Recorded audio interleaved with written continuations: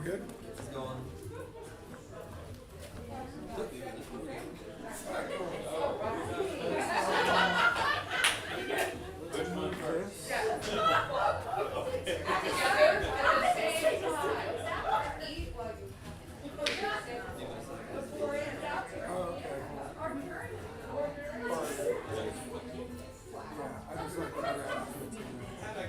So is it live right now? Okay, cool.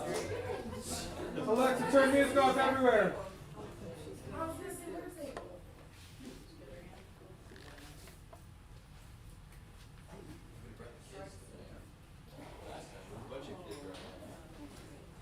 We lost ours. Oh, I hear that happen. We lost ours at her grandma's house.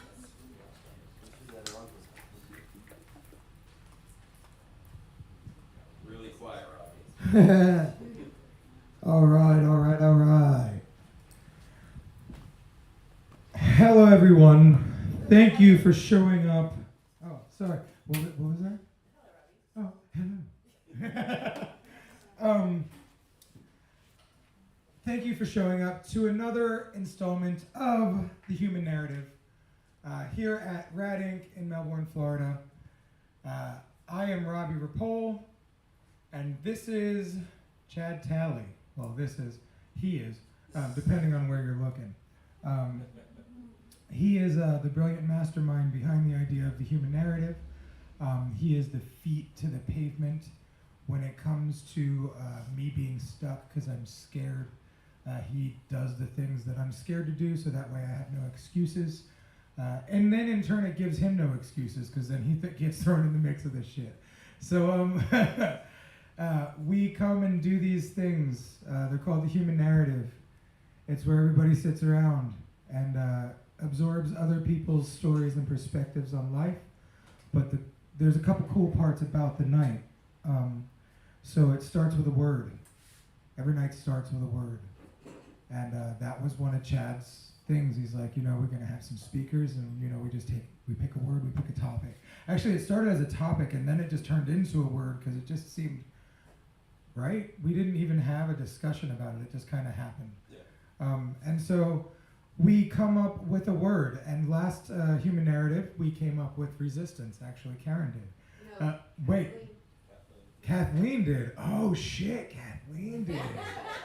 Yeah. I remember that moment. Woo. It was your repetitive word of the night last night. Yes. And it's funny because I've fully had lots of it show up since that last time. So I'm glad we have a time to purge and absorb and be around each other doing some weird shit that could also be called as shadow work and then congruent with self-love and self-care because you're doing shit for yourself. And even though it can be hard because public speaking is terrifying, I was so happy that I didn't feel any anxiety tonight until I came over here and had to turn on this thing and started turning off the lights because now everybody's fucking looking at me turning off the lights. And and it's like, why are they all looking at me? So resistance has been really showing up a lot for me lately. And so that's why I'm glad. Side quest. Back to the topic. The cool thing is it's one word. People talk about the one word, kind of like I just tangent. You know what I mean. The tangent I just went on. And so we just all share something that we feel about that word. So like it can be a million different things and show up in a billion different ways, and that's so sick. So you can do whatever you want up here. And if you are afraid to speak, I urge you to get over that shit and do it because it's going to be awesome. So that's another cool part of the night. We kind of organically discovered everybody could kind of take their turn, and that can be cool as shit. And it started with Yaz, the girl that was selling treats in the back corner the first time. She's like, I didn't expect to speak, but I just need to say something. And we were like, whoa, all right, cool.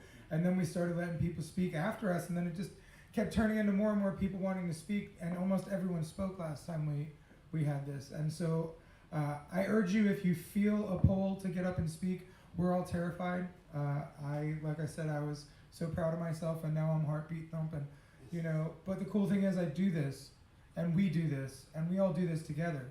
And I remember you being terrified to do it, and now you're one of our fucking regular speakers.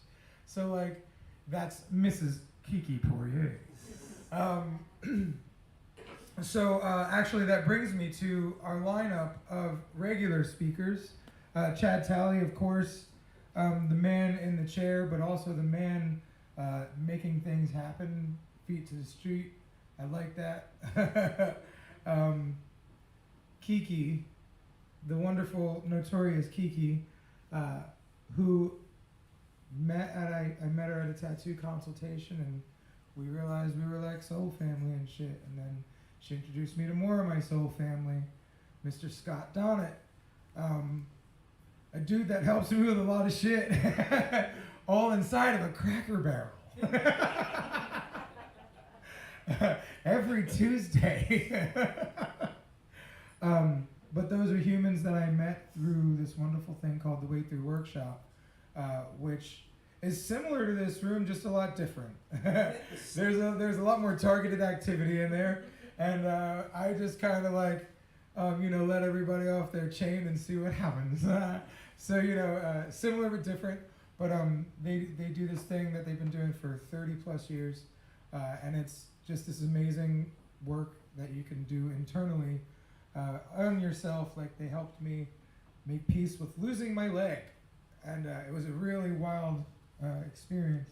And so, like, this is just kind of an offshoot of those experiences, and they've inspired me to start doing this, and Chad inspired me to start doing this.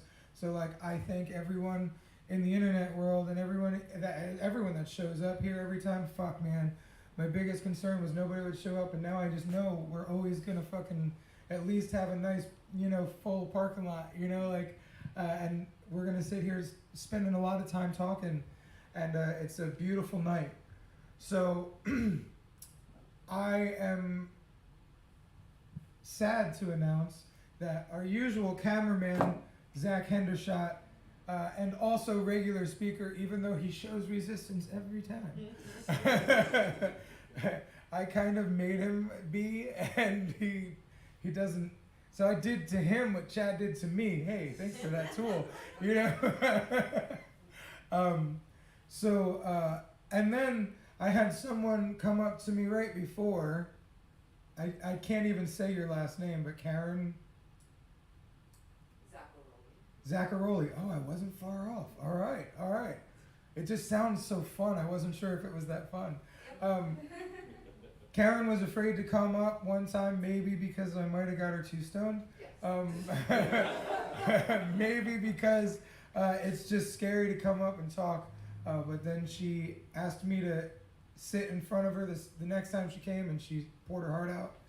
And now today she said, hey, I want to go after your regular speakers, so if you want to be a regular speaker, you just keep showing up and keep saying you want to be a regular speaker.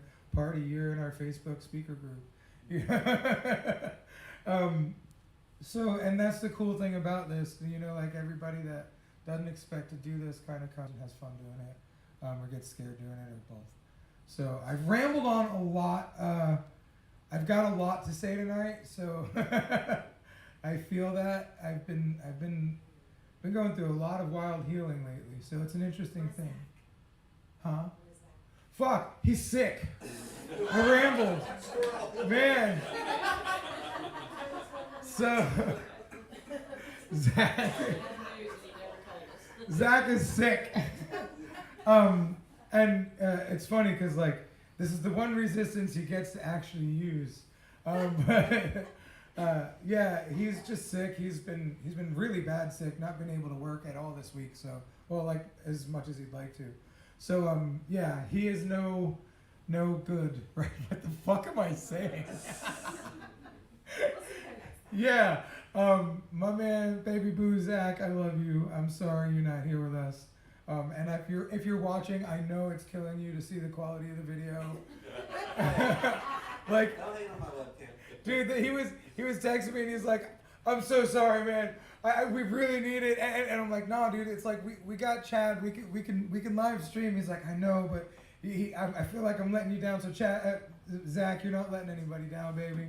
But the thing I learned when I lost my leg is sometimes you just have to stop, and like if you have to get sick or lose a body part, and that's what makes you stop, then maybe that's it. And that speaks into resistance, right?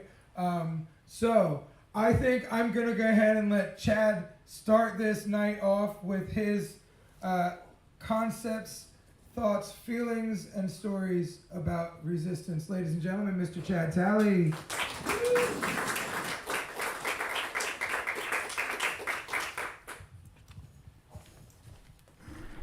Yeah, when you asked me to do the streaming stuff, I was like, it's going to be much lower quality than it usually is. But with this topic, my original idea was to talk about how, like, my personal resistance to change, because fuck change. But a couple of things happened last week that made me change my mind and switch up topics. One of the things I want to start with is normalize telling your friends that you love them. I mean, I resist that too. I've known Robbie for 20 fucking years, and I just recently started telling him I love him. But yeah, the reason I bring that up is because one of the things I want to talk about is resisting your first impulse sometimes can be a good thing. I have OCD, I think you all know. I talk about it every fucking event. But on my timeline, I was scrolling through Facebook as I do, and with OCD, there's a lot of a stigma attached to it. Like when I first became an advocate, I was looking for OCD shirts, to sport. And when I type in OCD shirt on Amazon, it comes up with obsessive camping disorder, obsessive coffee disorder. And yeah, I mean, you get a giggle, but that's making a joke out of something that makes me hate myself. But I was on my timeline and I see a meme, and it's my OCD so bad that I have to take the frozen pepperonis off the pizza and put them evenly and then put it in the oven. And my initial response could be, because I can typically, scroll through those and not even worry about it. But this was from somebody that I love. It was a close friend. And I actually messaged Robbie afterwards and like, how do I approach this? How should I, because my first impulse is to be upset and emotional about it, because this person has heard me talk about what I have, what I go through, and to see it kind of trivialized on their page hurt. And my initial impulse was to go on there and say, oh, well, my OCD is so bad this, or it's like, my OCD is so bad that it makes me worry that I'm going to harm the people that I love. It makes me worry constantly that I have cancer. It makes me worry that I'm going to lose control of my own mind. There's other stuff, but so I actually messaged her afterwards, and I was like, hey, just so you know, the meme that you posted, it's hurtful. And it actually, resisting that first impulse to just be upset and emotional about it, it opened up a dialogue where she was like, she wanted to better understand what OCD is, because she said, well, aren't there degrees of OCD? And I'm like, well, yes, there are. I mean, perfectionism is an OCD, but that's, if you don't do that thing, something bad will happen. You have a compulsion. The compulsion is to do that. And it opened up a dialogue, and we were actually able to have a good back and forth, because those memes like that are so hurtful to the OCD community. Because there's subsets that people can't talk about. Like there's POCD, which is pedophilia OCD. People that are worried, what if I'm a pedophile? What if I do something to a kid? People can't talk about that to other people who aren't aware of what OCD is, because they're worried that they're gonna get shamed. And what if people know that I'm thinking these things? There's false memory OCD, or real event OCD, which is I've had run-ins with, which can fuck you up. You randomly get a memory that pops into your head, and you go, what if I did something bad at that time? So you go through that particular memory step by step by step, over and over and over, ruminating on it, just to make sure that you didn't do anything wrong. And it could have been like, when I had this happen, it was an event that happened like 13 years prior to when I had this thought. And I got stuck in this loop for a long time until I finally went up to Megan. I'm like, what if I did this? And she's like, it's your OCD. You need to practice your ERP. Which for that is to think, okay, I did do the bad thing back then, and just sit with that anxiety. Explain ERP real quick. ERP, for those of you watching or for those of you new to this, ERP is exposure with response prevention therapy, where for OCD it's, say I have a fear of harming people, you think the thought or do the thing that's going to trigger that anxiety, sit with the anxiety and resist the urge to compulse. And compulse is something that people with OCD do to try and relieve the anxiety. Like, for me, I have thought replacement, which is a mental compulsion. So instead of thinking a bad thing, I'll think about my mental compulsion, is to think about hurting myself rather than somebody else. So when I'm flaring up and I'm trying not to compulse, it's trying not to think about hurting myself rather than somebody else. Or I used to do finger patterns where it was like, oh, if I can do this pattern, that means I can control myself and I'm not going to hurt somebody, or I can control myself, I'm not losing control of my mind.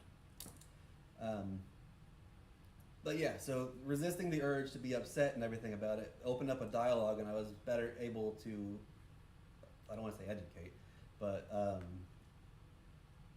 help this person understand what OCD actually is. And I think that worked out well. Another resistance is to resist your preconceived notions as to what something can be. There's a movie that came out called Turtles All the Way Down. If you have HBO Max, I highly recommend watching it, because I can tell you what OCD is all day long. This actually visualizes it. And when I first heard about this movie, Hollywood has stigmatized mental health, let alone OCD, so bad that I was like, it's gonna be shit. I'm gonna be mad when I watch it. Because IOCDF, we talked about it in one of the town halls. IOCDF is the International OCD Foundation. We talked about it in one of the town halls. We had talked about it on NoCD, which is a therapy service. If you have OCD and you're in Brevard, I highly recommend NoCD because nobody really around practices ERP. And I initially resisted watching because I was worried that watching somebody else's OCD on screen would make mine flare up, because oftentimes talking about mine or talking about a subset that I don't have usually sends me into like a small flare up. But yeah, so I said, I got with Megan. I said, let's sit and watch this movie because I'm hearing really good things about it. The author, it was a book. The author, he has OCD, and from what I heard, when he was making the movie, he wanted it to be as accurate and as a realistic depiction of OCD as he possibly could do. And as I'm sitting there watching it, I'm going to talk about a couple of scenes, so spoiler alert. There's one scene where the main character is having a conversation with a couple of her friends, and the friends are talking, and then there's, if you guys know that tinnitus ring, and then it cuts into static, and then her head starts going, oh, what if you have this disease? What if you have an infection? What if this? What if this? And it's just constant. She can't really hear her friends because she's in her own head and it's so loud. And her compulsion was she had a callus on her finger that if she fucked with it enough and got it to bleed and it bled a certain way, she didn't have an infection and she was fine. She just put the Band-Aid back on. So as her head is just getting so loud, she eventually just says, I have to go to the bathroom, gets up, goes and fucks with her finger so bad until it bleeds. And the way OCD works is, okay, you fucked with it, you don't have an infection, so that's why it worked, because, you did that, you don't have an infection, you don't have an infection because you did that, and you get stuck. That's how compulsions, get stuck. And there's another scene where I had to resist my urge to judge something before it happened. There's a scene where her rich boyfriend takes her to meet somebody that she had idolized, which she sat and talked with that person, and that person said something to her and gave her some kind of a reassurance, which if you have OCD, if you know somebody with OCD, don't give them reassurance. If they come to you saying, what if I have this, what if I have this, don't say, oh, well, you don't have it. That's just going to send them into it's kind of like chasing a high. You'll feel better momentarily, but then you come crashing right back down. So she got reassurance, and then she ran up and kissed her boyfriend, which is one thing that she couldn't do because she was worried that by kissing him, she'd get an infection. And in my head, when that happened, I'm like, oh great, this is going to be the movie. She's all better now because she got the reassurance. But they get on a plane, and her head starts getting so loud, and she starts sweating, and she's like, oh, I kissed him, now I have an infection. I have an infection because I kissed him.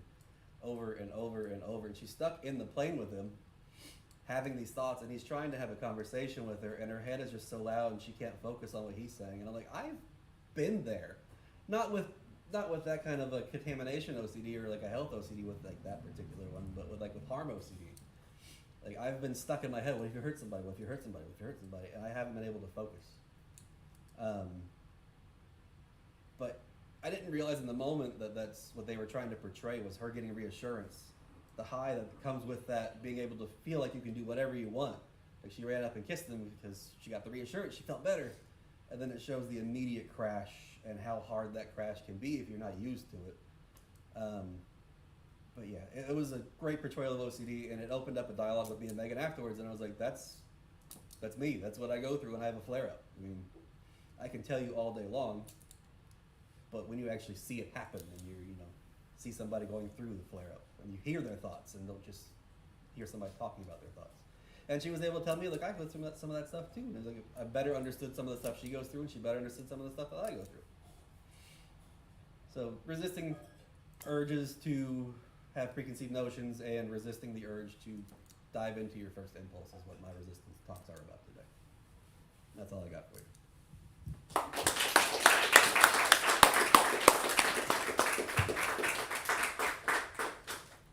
Man, that was fucking powerful. This is such a great topic, because I've been there in a lot of the ways that you talked about. I think we all have in one way or another, and that's why I like when we can have these conversations, because like, you normalizing the fact that like you go through this shit times 10. Like, I know what you feel to a degree, but wow. Like, I'm interested to see that movie now. Yeah, I always was, but like, I definitely more so want to watch it. So, yeah, I'm just excited to hear what the next human has to say. Kiki. Mrs. Kiki Poirier.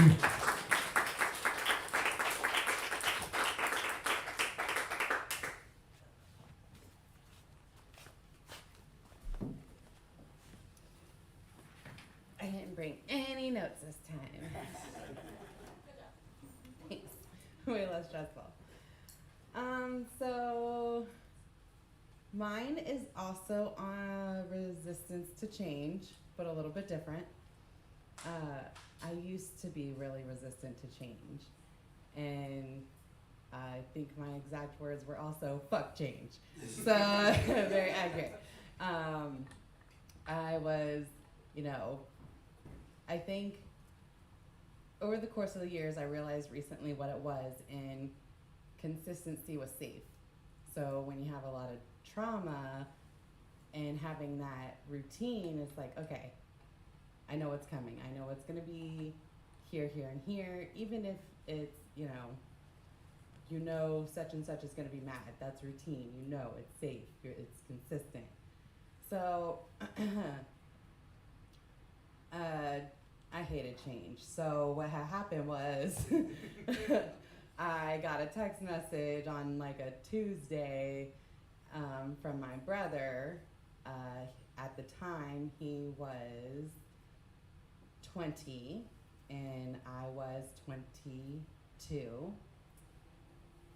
And it said, come to town. I said, no, it's frickin' Tuesday. I'm not doing that. And he said, don't tell mom, I have a brain tumor. So that changed everything. One text message just took my whole house of cards, and so that I had no cards. I was like, were those cards? I don't know. Maybe, I don't know. My whole life just turned upside down. Everything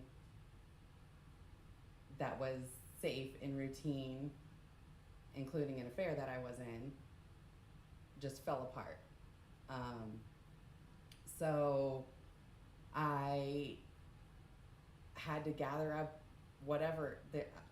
I just left all of that stuff behind and started from scratch and rebuilt my whole life. And that was about 10 and a half years ago. So ever since then, since the last human narrative, I was like, what am I resistant to? I'm really not resistant to much. I'm pretty, jump. Whatever's coming, let's just fucking jump. We're just going. So I've gotten very used to jumping, and I love jumping. It's so much fun. So I call my mom, and I'm like, all right, the topic's resistance. What am I resistant to? I can't think of anything. And we're talking for a good 5-10 minutes, and she's like, really, it's just, you're resistant to the same old. And I'm like, whoa, just wanted to crawl out of my skin just thinking about mundane and routine and having the same day over and over. And like, I wanted to crawl out of my skin. And I want every day to be different. I don't want change. I don't want consistency in the same thing every day. I love, we lived in an RV for years, and the gypsy lifestyle of not knowing what the fuck tomorrow is and literally not knowing where we're gonna park that night was so much fun. I love it. And I was resistant to buying a house because I love that lifestyle so much that I didn't want to give it up. So I found it very interesting that I went from hating change to constant change, and so now I'm trying to find a balance of the two, and having roots while also living my dreams. And yeah, I have no balance there, but we're figuring it out. So having a house, and I still, even if I'm doing those American dream things, I'm still doing them way outside of any boxes that exist, and doing things my way. There is no routine there. But yeah, that's my spiel. I'm resistant to mundane.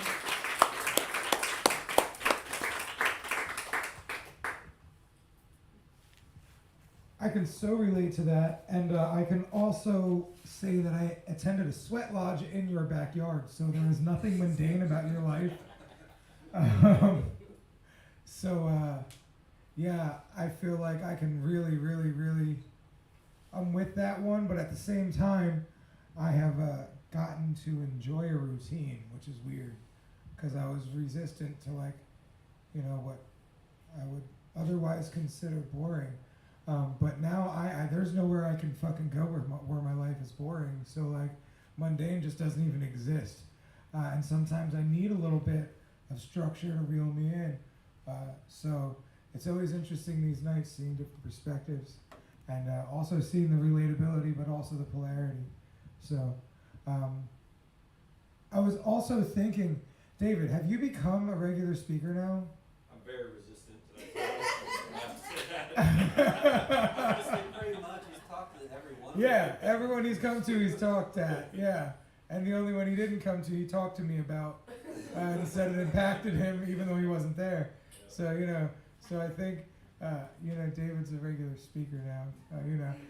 David Poirier, aka Kiki's husband, and I say that with the most love and the highest regard. Yeah. So does that mean you want to go? Yeah, why not? All right, Mr. David Poirier. Brother. No worries, my friend. All right.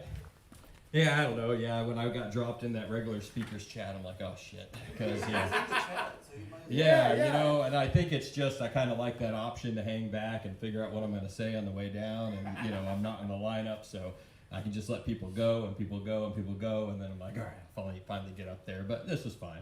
What the hell. Resistance. Yeah, I'm kind of like I like things sort of the normal way a lot of times, and my wife has always been, she was resistant to change for a lot of years, but then when that event happened with her brother, like she got up here and said, was that she did a 180, she's like, every day could be our last day, and that's really how she's lived her life, and I'm, and I appreciate that, and at the same time, I'm like, I kind of like things a certain way, and I really like things to go the way that we plan them to go, right? Like once we like agree on, okay, this is how we're gonna do this, this, and this today, and then something kind of changes that. I'm like, but we had a plan, we had a plan. I'm really resistant to that. I've come a long way there, but it's still there. I remember sitting on we were renting a house at the time, and we were sitting on this little swing that we had, and my job recently went remote. We decided we're going to step into not coming into the office every day, and we were just swinging and talking and kind of dreaming, and I'm like, we could just kind of go on the road, like we're not tied down anymore. And I regretted that comment so fast because Kiki, she will just run with shit like that. She's like, we could get an RV and we could just go and do this and that. And within like a month, we're all our stuff sold. We bought a truck and an RV. Never really driven a truck, never towed anything. None of that. And we have this 30-foot RV on the side of her parents' house, and trying to fix things up, and so it was different. All of a sudden we were homeless, and so, but it takes me longer to come around that to things like that, but then I do, and I'm grateful for it, because I mean those 4 years of our lives just traveling the country, and from really not leaving Florida much to each month we'd be in another state, and we'd spend a month in that state just exploring it. And it was beautiful. So, being able to push past that resistance and having a very persistent partner here, really brought a lot of beauty. So, Kiki talked about jumping, and that is kind of a way that we tend to live our lives now, and that was one of those jump moments. And, like when Robbie said, does that mean you're up? And it's like, oh, okay, I guess I got to do it, because this is how we're living life here. And that's just part of it. The other thing is, fear. Fear is a resistance, right? And I am deathly afraid of heights. I don't know, deathly sounds really morbid. I just don't like heights. I get, about third story, I can't really go on the railing, right? I start getting sweaty palms. I get it's a weird feeling for me. It just always has been, as long as I can remember. My work is sending me to Colorado in July. Beautiful. I mean, it's like 11,000 feet up, where we're staying at, and they let you pick an excursion during that work trip. And I'm looking at it, I'm like, oh, I could go horseback riding, or they have ATVs. And so I call Kiki, and I'm like, yeah, I'm thinking about these two. And then I'm like, well, there's this other one, it's zip lining, but I really, don't know that I want to do that. And she's like, yeah, that's probably the one you need to do, is do the zip lining. And so it's super resistant to that, because it's the fear. But I've been horseback riding, I've been ATVing, and this is one of the top 10 zip lining places in the U.S., So I pushed past that. Now, I haven't done it yet. That's in July. But I did push past it and said, yes, it's paid for. So going zip lining in July. So I just sharing that to say, push past it, jump, do that thing. Don't let yourself be held back. All right, workshop can start, because coffee spilled. for the workshop people in the room, that's a joke. Once coffee spills, because it's bound to happen, then things can kick off. So it's very fitting that Scott spilled it. So. Oh, yeah. Yeah, exactly. So I've always been kind of that way of wanting things a certain way, and we're kind of brought up a certain way that we expect things to happen. You get a job, you start a career, you marry, you have kids, and I've always liked that. And Kiki's really taught me to just kind of bend and jump and do fun things. Damn, Robbie's got a mop and everything. I'm gonna tell Donna this one, man.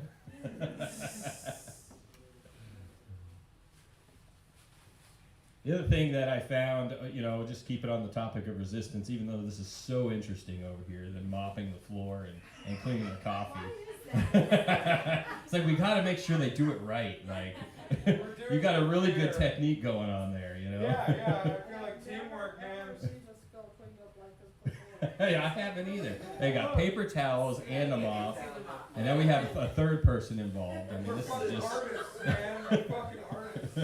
I feel like I'm narrating like a sports event, you know. Oh, she's got the paper towel, she's wiping. I'm holding the chair. Oh. Just got the chair. Bonus stage, ladies and gentlemen. Chit chat. No, this is interesting though. Okay. The other thing that I wanted to talk about, and I don't know, Chad, you might have said something like this. You know, resistance to love. Did you say that? Resistance to Oh, telling people that you love them. telling people that you love them. Yeah, I want to second that because it's like, you know, especially men, right? I mean, I say it all the time now. You know, it's because we do have love for our brothers. You know, and it's just like. We've been trained that is weakness, and that we don't say that, we don't have feelings with other men, and you know, I'm part of a men's group, and we very much do. I mean, we'll cry, we'll hug, we'll tell each other we love each other. It really is natural when you get past the societal BS that we've all been trained. But in general, I think, you know, everybody always says they want more love. They're looking for more love. They want their true love. And really what I've found in some of the work that we do is that we're all a little resistant to love. It's kind of can be scary to make that deep connection with somebody. And there's a couple different kinds of love. There's, you know, you grow to love somebody because you go through stuff with them, right? And they have your back, or, you know, they show up a certain way and they're always there in your lives, and so you grow that love. And then there's that human love, right? That love that we just all have really naturally for each other because we're all human beings and we can relate to each other. So I wanted to try something. We're not going to scream tonight, but I wanted just to do something a little bit awkward just so we can feel the resistance a little bit. So I want you to find somebody that you came from. Nobody has to move around or anything, but somebody that you came with that you're really close to. Perhaps you do know you love them. And just look them in the eye for a minute. Not a whole minute, okay? Don't get carried away, but just for a few seconds. Just look them in the eyes and just think love. Just feel love in your heart for that other person. And just feel that. You don't have to say any words. It's just breathing and being in their eyes. Well, he was trying to look at you, but you were looking at me. Well, you didn't say anything. Some resistance I got over love there. there, I got love there. Okay. I have enough love to share. Yeah, spread it around. Okay, we could stop that for now. So, go for it. So now that we've had a few seconds just to feel that, right? Feel that connection with somebody that you love. That's somebody that's hopefully close to you. Now I want you to find a complete stranger. Hopefully somebody you don't know at all. And do the same thing with them. Just feel that love inside of you. Just because it's another human being. It's just another human. You guys, I mean, this is a natural human emotion.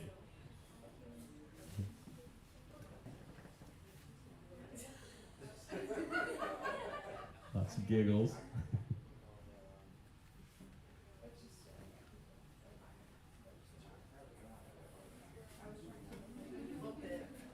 All right, I think that's good enough. Okay, so you know, some of you might have loved that. You know, some people can fall into that easily, but for me and for a lot of people, that feels super weird. I don't know if you've ever been at a concert where it's kind of one of those, you know, bring people together type concerts, and they'll tell you to, like, hey, look around, look at the people around you. I get super freaking awkward. I'm like, oh, I don't want to look. Who am I looking at? I don't want to look at you. You know, so that's that resistance to love. You don't want to let somebody in, right? It's like, I don't know exactly what it is, but I've seen it enough. So I just wanted to share that a little bit tonight. And if you have somebody that, or, you know, whoever you really love and that you're close with and you don't do that, try to do that longer. Try it 5 minutes with the person that you are really close to and that you really love. Push past that resistance that you have and just fall in. It's no words. It's just breathing and just being present with that person, and see what magic can happen when you push through that resistance. Thank you. That's all I got.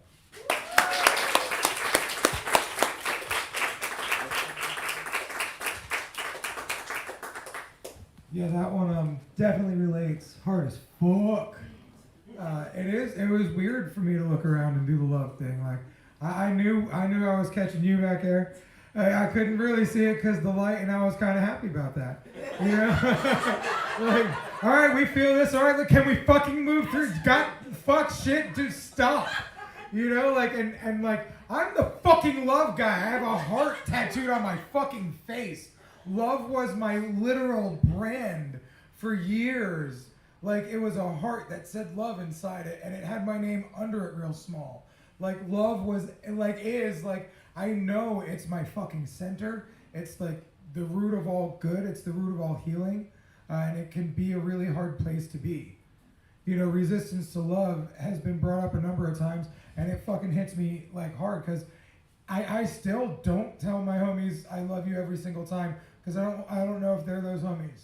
You know, like, and like I don't want to like, I don't even fucking know what it is, right? Like, you're just like, oh, I hope it doesn't happen.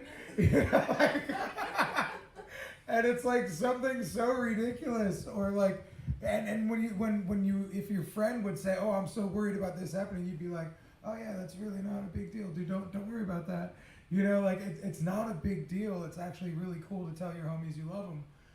You know, love should be shared more.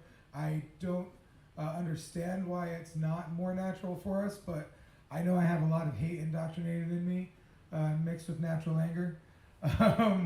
So love has had to be my medicine that I carry around for me, so I don't bleed all over motherfuckers that ain't cut me, you know, because that's a real easy thing for me. I'm such a mean guy sometimes, and I don't mean to be.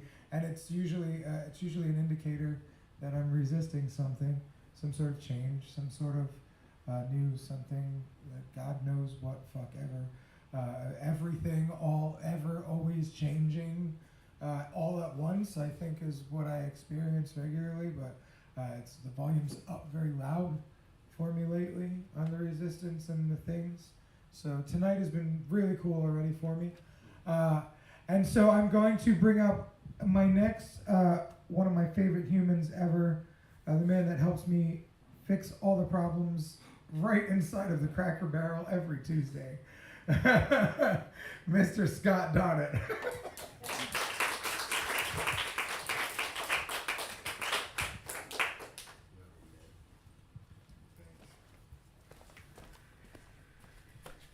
Yeah, let's make it weird and say I love you a lot. Right? So resistance, it's how we get muscles, right? We go to the gym and we do resistance training and we get muscles. I think that's the only positive I could figure out for resistance. Everything else was fear. So the piece that I wanted to talk a little bit about was what we resist tends to persist. And if it doesn't completely persist, then I'll walk away from it, find it again in a new form, and engage with it then. I think the resistance is important. It's a part of the process, but when we succumb to the resistance and we don't jump, then we're destined to do that over and over and over again until we get a different result. Kind of like Insanity Inside Out. So much like Kiki and David have already kind of alluded to this concept of jump. When I find myself resisting, when I find myself afraid, when it feels like it's the thing I don't want to do, it must be next. So I've been pretty good about getting up on the zip line and doing the things that were scary. And I must say, though, that about 1.5 years ago, my wife gave me an opportunity to jump out of a plane. And I haven't done that one yet. But it's on the list because it scares the shit out of me. I think about it on a regular basis. And I have a great deal of resistance to jumping out of a perfectly good plane that's flying, right? It's not falling, it's flying, and it's doing well, and the pilot's well, and the pilot's not dead, and we're jumping out of this plane, and that just seems silly to me. But so does skiing, and I'm resistant to that too. I think that one is a double resistance because I'm not going up on a mountain where it's got snow on it and it's freezing cold. It's just not going to happen. So the persist part. My buddy Bob Simon put out, well actually it's not out yet, it's on its way out, a new CD, a new album. And one of the songs on it is The Obstacle is the Way. It's such a powerful song for me. It just became like the words for Jump. You know, it became this, if you know the thing that's fucking you up, well then you're way ahead of all those other people that don't know what they're afraid of. They don't know what they're running from. They don't know why their life is stopped. They don't know why they're frozen where they are. Well, you do. You know what you're afraid of. You know what you're resisting. You know what you're pushing back against. So it's got to be next. It seems like a really, really simple process. I found it to be some of the hardest moments that I've ever had to deal with. And then the other side of that, of course, is always what you get. Right? Because when we push through our resistance, when we push through our fear, when we do the thing that we're afraid of, there's magic on the other side waiting for us. It's our magic. It was specially designed just for us, because so was the thing that we're afraid of. So when we finally overcome that, when we push through, when we push back against the resistance, and we do the thing that we don't want to do, there's wonder and magic that fill us up, and we become more than we were before, just because we decided not to be stopped in fear. So I like change. I like the mantra of fuck fear, right? Change is cool. It's going to happen. It's inevitable. When I was 10 years old, the yogi that was hanging out with my dad told us there's only one thing in the entire universe that never ever changes. Everything else changes. And then he just left us there, like me and my brother, for like 2-3 days, right? We're like, what the fuck? The moon, the stars, the sun. And then we're like, no, all that shit changes, right? So it's like, Mom, Dad, no, they fucking change into like a heartbeat. So we come back, and finally he comes back to the house, and I'm like, Uncle Barry, what's the one thing in the whole universe that never changes? And he goes, change. And walks away. I'm like, what the fuck? I'm 12. I'm like, I want to kick your fucking ass right now. I don't even like you anymore. I'm not even going to call you Uncle anymore. I'm going to call you Mr. Barry, because you pissed me off. What do you mean change? Man, that sat on me and grew on me to a place where it was like I was expecting shit to change all the time. And then when it did freak me out. But when I wouldn't, when I said no, I walked around for decades beating people up and being mean and being violent. But if you were to have a conversation with me, I would insist and tell you over and over and over again how I wasn't angry. Well, I never did work on that anger until I stopped resisting the fact that I was an angry motherfucker. And as soon as I owned that, everything changed. I started working on my anger. I started releasing anger. I started releasing rage. I started working on myself. That whole, waking up, getting woke, whatever the words are, started happening. But it wasn't until I was able to step through and own what was, instead of resisting what I was afraid of. So that's all I got.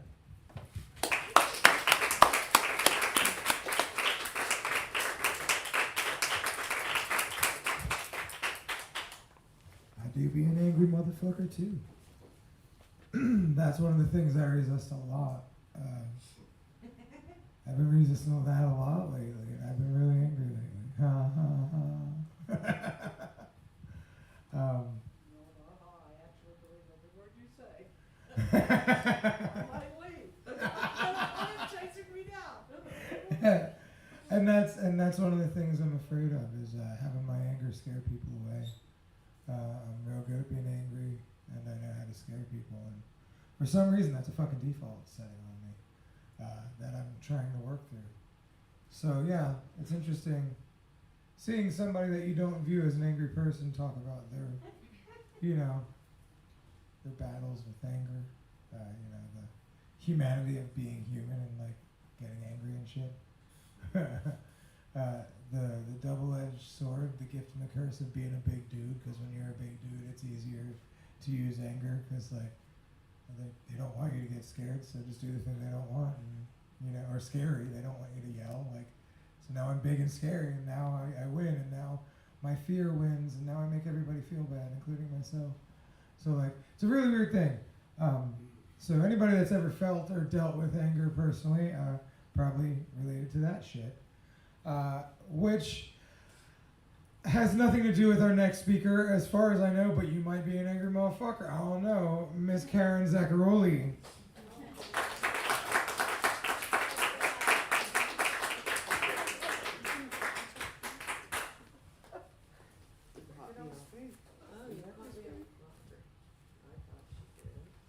You want to go back in? I thought I had one more person. All right. Well, that was unexpected. Robbie, you're really far away. You need me closer? Maybe. All right. You good, baby? All right. Thank you. All right. Solid. So, resistance. I was very resistant the first time I walked in here, and Robbie shared why half of that reason was. But the next time, he kind of called me out. But we had an agreement. He was going to sit with me and give me the support, the strength, the courage that I needed. And I thank you for that. Because you gave me the push I needed. You gave me the support I needed. So I thank you for that. But in thinking about my resistance to coming up here, I went beyond what I told myself, which was this platform. Lights, camera, action, microphone, like, holy shit, okay? Not a comfort zone for me at all. But then I started realizing it went even deeper than that. There was layers underneath there. And the resistance really came down to the fact that I'm not supposed to, my little girl is not supposed to speak about shit that happened in my home growing up. I got in so much trouble for that. My parents got in a huge fight one night, and my father used to bowl after work. And he came home really late one night, I guess later than normal. I was young, under 8 maybe. And they got in this huge fight, and all I heard my mother saying was they were getting divorced. And when he took his clothes off and put them in the hamper, which was a bathroom cabinet, it was made to be a hamper. I guess she went in after and opened it and got a whiff of perfume that wasn't hers, so that didn't go too well, understandably. But all I heard was they were getting divorced.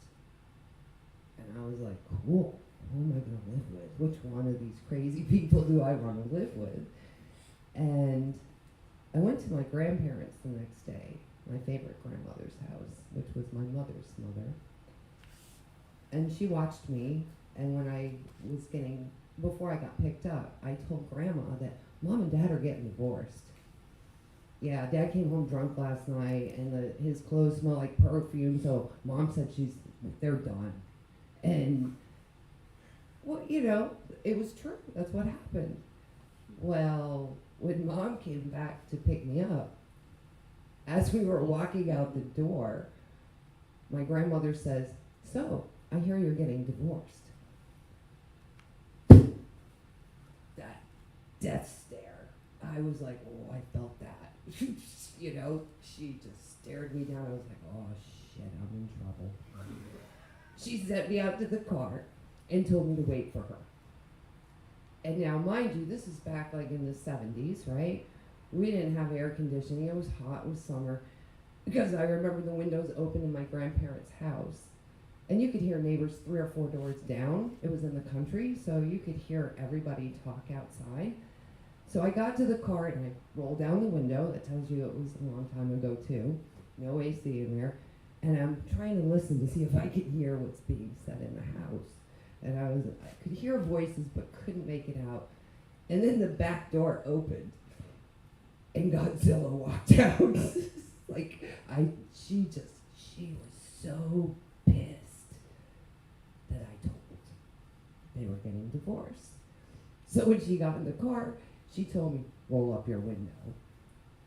And she started rolling up hers. Now my grandfather was a farmer, so he had different gardens planted in greenhouses, so the driveway went all the way around the property. So I knew I was going to get it before we even left the yard, that I was in big trouble. So she screamed at me, yelled at me, told me, you never talk about what happens behind closed doors. You never talk about what happens in our house to anybody. But the kicker was, at the end of that, now I told you, that's my favorite grandmother, my favorite grandparent. She told me that if she has a heart attack and dies, it's your fault. And she had had many heart attacks already. She had a near-death experience a couple years before that. So now I'm thinking, I just killed my grandmother, you know. I'm not supposed to tell people things that happen in the house. So my resistance isn't so much about this, which is, it's not a comfort thing for me, but the resistance was really much deeper than that. You don't talk about things that you're not given permission to talk about. So I gave myself permission to talk about this shit. And I went through, and the resistance, David brought it up, and Scott as well, is fear. My resistance was more of fear, like, I'm not supposed to talk about this. These are things from when I was little. You don't share this stuff. It's private. Not no more. So that's all I got.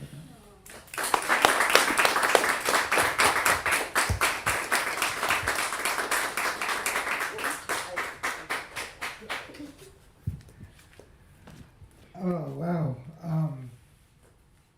That one really resonated as well. You know, don't talk about it. Don't talk about what happens in the house. And the amount of times me and my brothers were told we were going to kill our father, you know, because we're fighting and this and that. And, whew, yeah, that shit hit in a totally different way. Next up, I feel like we have Becky Bolt. Are you interested? Sure. All right. So this is Mrs. Scott Bonnet, and one of the most strong and wonderful humans I've ever met in my life. You didn't call me Mrs. Football.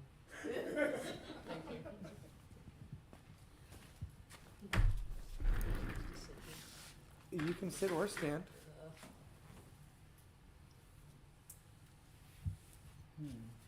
So, I have a different take on resistance. And when Robbie sent the thing out and Scott got it in his email or whatever, however he got it, and I was looking at resistance, and we were talking about whether, you know, because I don't always come to these, but I said, okay, well, this will be interesting. So I've been thinking about resistance, not necessarily because I wanted to talk about it, but I had a different idea, because I think a lot of people, and I've seen that tonight, view resistance from a negative standpoint. When you're resisting something, you're resistant to change, you're resistant to love, you're resistant to all these things. But Chad kind of said it when he started. There's times when resistance can be a good thing. And I think for me, that's really true. My husband, and my buds here, jump, let's jump. Listen, I got an idea, let's jump. We're gonna do this, let's jump.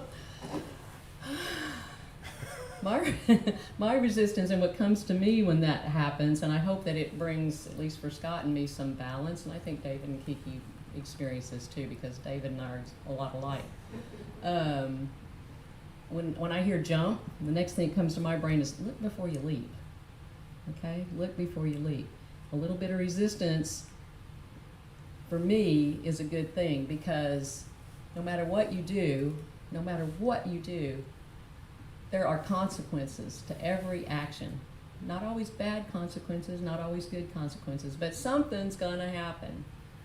And to go into these things with your eyes wide open, in my opinion, is a good idea.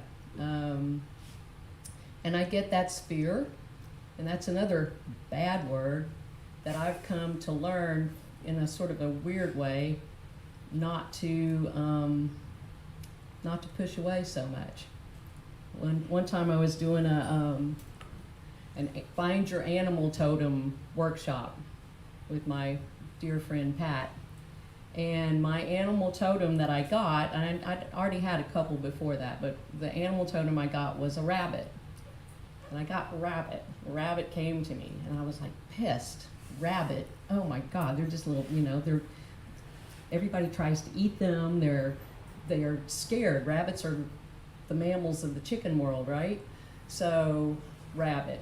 And I started studying about rabbit. Why did I get rabbit? And what does rabbit mean? And what I finally came to and discovered and have grown to love is that when you think about a rabbit, they're out there in the field or in the grass, whatever, and they're hopping around and they're playing with their buddies, and they're having a good time, and they're eating and making lots of babies, but the minute they're always aware, they got their ears up and they're always aware of what's going on around them. So if something happens, the coyote sneaks around the corner, whatever it is, they're ready and they're gone. And to me, that's fear, and that's okay, because that fear can save your butt lots of times. And just being aware of what's around you and thinking about what the consequences are, because Lord knows I've jumped right along with these guys plenty of times. We just spent 3 years in an RV, not with them, in our own RV. Right. And a lot of times those things are fun and they're good and they turn out to be good.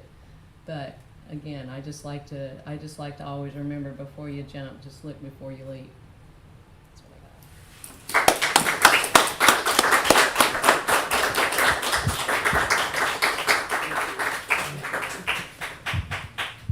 So I like that take on it, because I view bad things as bad all the time when they're happening to me. And then, hindsight, I'm like, oh, it was good. So yeah, I do like the fact there is a balance there. Donna told me she was scared every time I suspended, and I was like, Steve will never drop me. Well, he dropped me the next suspension he did, and I lost my leg. So my danger meter went like real aware for a while, and now I want to climb on things again. But like, I do look before I leave. And if that shit's too slippery, I got a rubber fucking foot, I ain't doing it. Like, unless I can get a slip-free shoe to do it in. I don't want to fall and hurt myself again. So that healthy fear is a good thing. And resistance is a great thing in the gym. And it's great when it comes to resisting that impulse to say fuck you in reaction to almost anything, which is like one of the things I have to fight a lot. And I can say fuck you in so many different ways. So, the resistance to not be a jerk if you're just having it bad sometimes. Resistance to too much fear, like you can't have too much fear, but like you also have to have some level, otherwise you're losing your legs. So, be careful of what you're not afraid of. but also don't be too scary. Yeah, I think that makes sense. Anyway, Kathleen, do you want to go? Because you always go. Kathleen Alfred. No, Kathleen Long. Man, I got my Facebook friend names mixed up. Okay. Oh, no, it's okay. I'm sorry I got your name wrong. Okay, I'm gonna turn into Aretha here and start talking about respect. R-E-S-P-E-C-T? Is that how you spell it? Oh, man. Okay, so,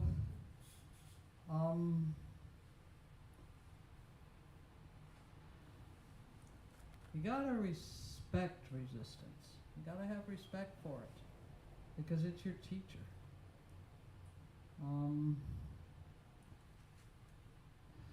We talk about keeping our chakras open, and many of us who've done the workshop come in and we don't feel any fucking thing.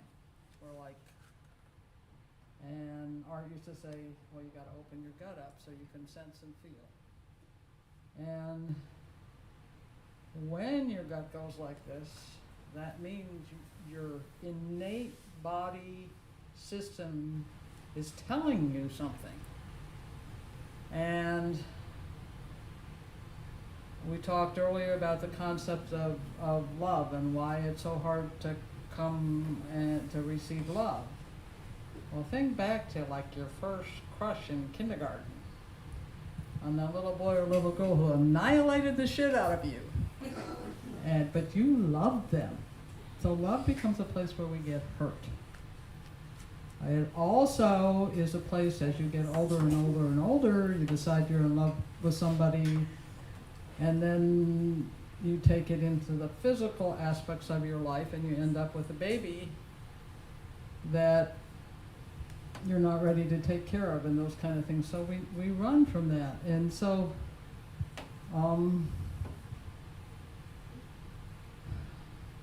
when I did my first workshop, I met my second husband there, and he says to me one day, he says, I love you. And I turned to him and I said, I don't the fuck know what that word means, because I had all these definitions for love that came from the fairy tales, you know, and love doesn't work like that.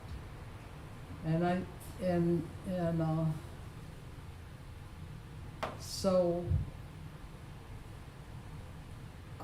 in the aspect of resistance where Becky talks about you have resistance, keeping your eyes open, it's like you don't want to repeat the same patterns over and over again. And at this point in my life, it's kind of like, oh shit, this looks way too much like what I did before. I'm not going there. So, and yet for me, one of the things that have just come into my field in the last few days, there are certain things that I need to talk about into the world, to somebody somewhere. But I don't, because I'm afraid of what the other person's reaction is going to be. I'm afraid they won't talk to me anymore, which is the kind of thing that's happened in the past, you know, or somebody will scream at me, or I've also learned that people walk away from you a lot because they just the fuck don't know what you're talking about. They can't relate to it. They don't know what to do with it. They would have to think about it. They would have to get rid of their own resistance, that kind of thing. So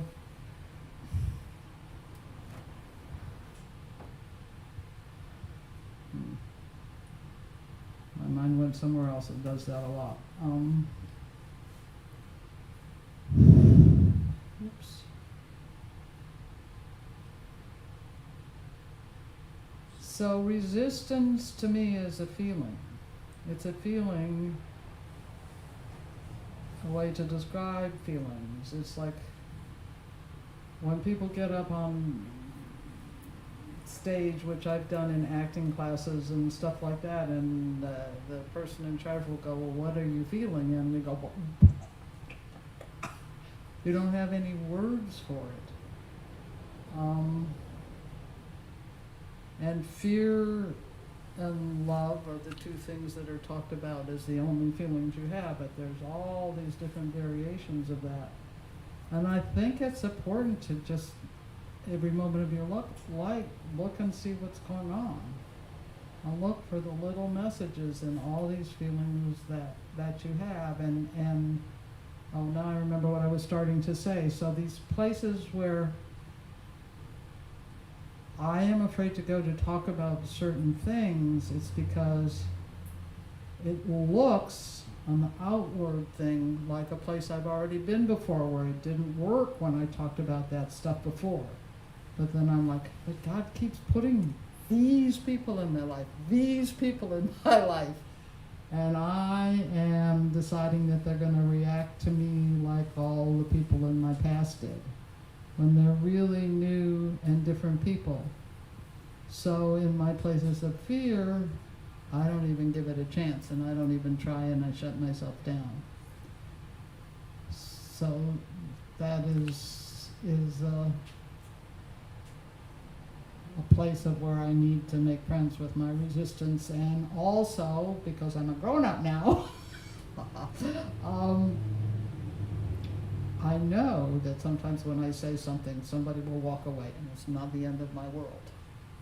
Where when I was a little kid, I thought my world was over when somebody walked away. And I am going tomorrow to be with all my kids. I have 3 children and 5 grandchildren, and we're getting together for the first time since the big COVID fight. Everybody's talking to each other, and and everybody's, it comes full circle. So I remember I left home when I was 19, and I went back to take care of my mother for 6 months, about 4 months before she died. And we had a conversation about anger. And people would tell me all the time that my mother was angry. And I'd say, Mom, aren't you angry about that? She'd go, no, I don't get angry. I don't do anger. That doesn't happen in my life. I gave that up years ago because it didn't serve me.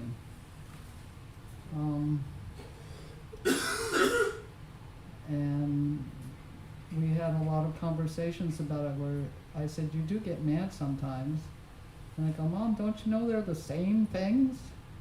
And she goes, oh shit, I've been mad all my life. It's the same thing as God. I've been angry all my life.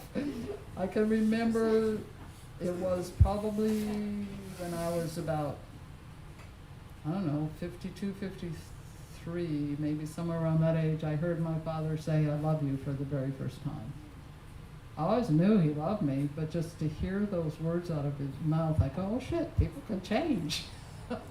People don't say the same. So when people do walk away, and, I don't fucking want to jump out of an airplane. I don't want to, that might be one of the times, I fell down the stairs and fucked up my back, If you want to walk, if you want to jump out of an airplane, fine. I don't like being poked by needles. I don't. I remember walking down the street in Germany watching this little baby getting their ears pierced. Because that's what everybody did in Germany. All little kids got their ears pierced, and this was my take on it, before they were 6 months old. And the baby's screaming at the top of its lungs and obviously having a terrible time, and I'm like, I ain't fucking doing that to anybody else, and ain't gonna let anybody else do it to me. So, it's just, but, one of the things I read about before I came here was the concept of sacred space. And we all want everybody else to see our things our way right now. But we don't. We have to remember we're mirrors of each other. And when we see people doing things we can't understand or we don't like or whatever, we probably took our turn to be in that place where we didn't listen either one time. And when I remember those kind of things, and to not judge people because, you know, they can't run a mile in 4 minutes, it takes them 55, you know, I gotta learn to be okay with that. And not let it piss me off, because I didn't fucking get it my way. Like I get pissed daily because I can't go to the store and buy half-inch elastic predictably every time like I could when I was younger. When I want to sew something, I gotta drive to the Walmart down here, or I gotta wait a fucking 2 days for it to come from Amazon. Those kind of things piss me off all the time. But I go, this is the way shit works. And you know, resistance, it's just another indicator of what you like and what you don't like. You know, and it's another emotion. Do it, and do it well. You know, and figure out how it can serve you. And you know, and no emotion sticks with you for very long. Some come up repeatedly over and over and over, over and over again. But you know, sometimes you're really angry and sometimes you're not.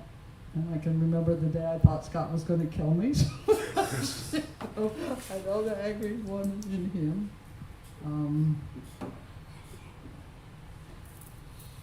Judgment is coming up now. Don't judge yourself in places where you have resistance. Get rid of the fucking judgment and ask for the lesson. I hope. I'm done.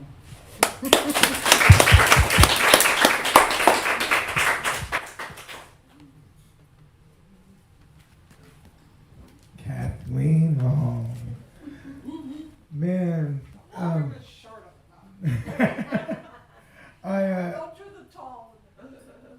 I know what you mean by having people want to leave you because you say some stuff that you truly believe, pretty much know would be true, and they're searching for confirmation, and their confirmation is shutting you out, walking away, yelling at you, all the things that you don't want to happen.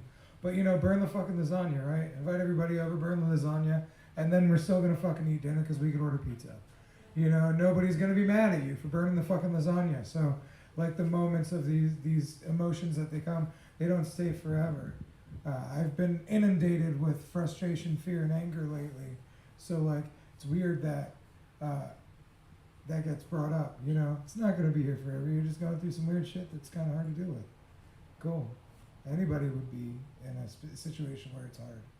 So we all face things, and we should have grace with ourselves, for ourselves. So I guess at this point I'm gonna go ahead and I'm gonna say some things. Ladies and gentlemen, I am Robbie Rapole.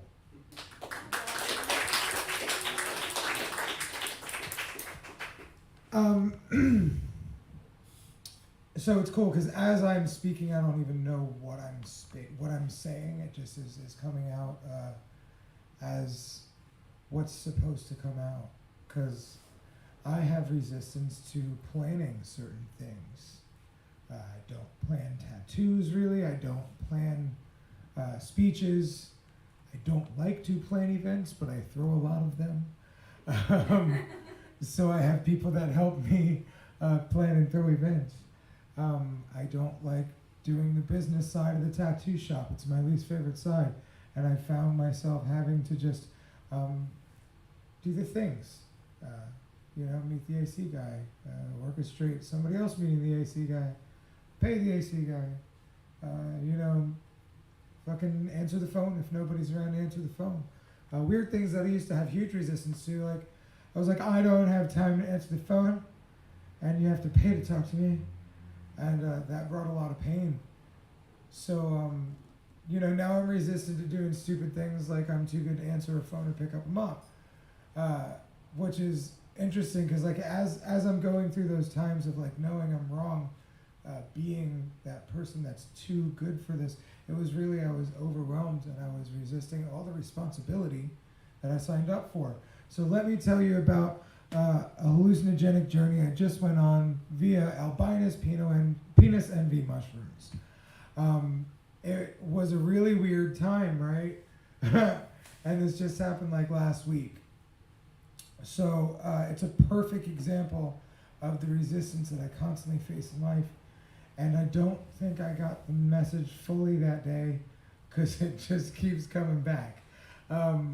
So that day, me and a couple friends and Donna, we all decided we're going to enjoy some, learning from the universe. And me and Dave, the one dude that's there with us, we're there to fuck around and find out. Like, we know we got some fucking lessons to learn, we got some messages to pick up on, and we're gonna fucking really see what this strain of mushroom that we heard a lot about, what kind of lessons, what kind of magic, what kind of teachings, right? Don't do that unless you're ready for a ride. So, we thought we were being conservative in eating half the bag. We just did it slower throughout the day. So it just took longer for the pain to let go. Like, there was just this mega resistance we were both feeling all day. Like, he was feeling like he ruined my trip by suggesting we go smaller in steps. And I just felt like I didn't want to do this anymore. And I didn't even know what this was that I didn't want to do. I didn't want to die, really, but I didn't want to be living at the moment. Or at least I didn't want to live in this experience of what was going on. But I was still cognitive enough to be like, I want to learn a lesson. And so I kept fucking, like, doing the things that, the lesson kept coming, right? So, like, we get to the fucking Sebastian Inlet, and, like, this song comes on, and it's angry, and I'm like, nope, not that. And, like, I'm already, like, anxious as fuck. And me and Dave had briefly talked about this, and this is like 3 or 4 hours into the gig. So, we're waiting for, like, the light is somewhere in this motherfucker ride, because shit was anxious. Me and him were just anxious for a while.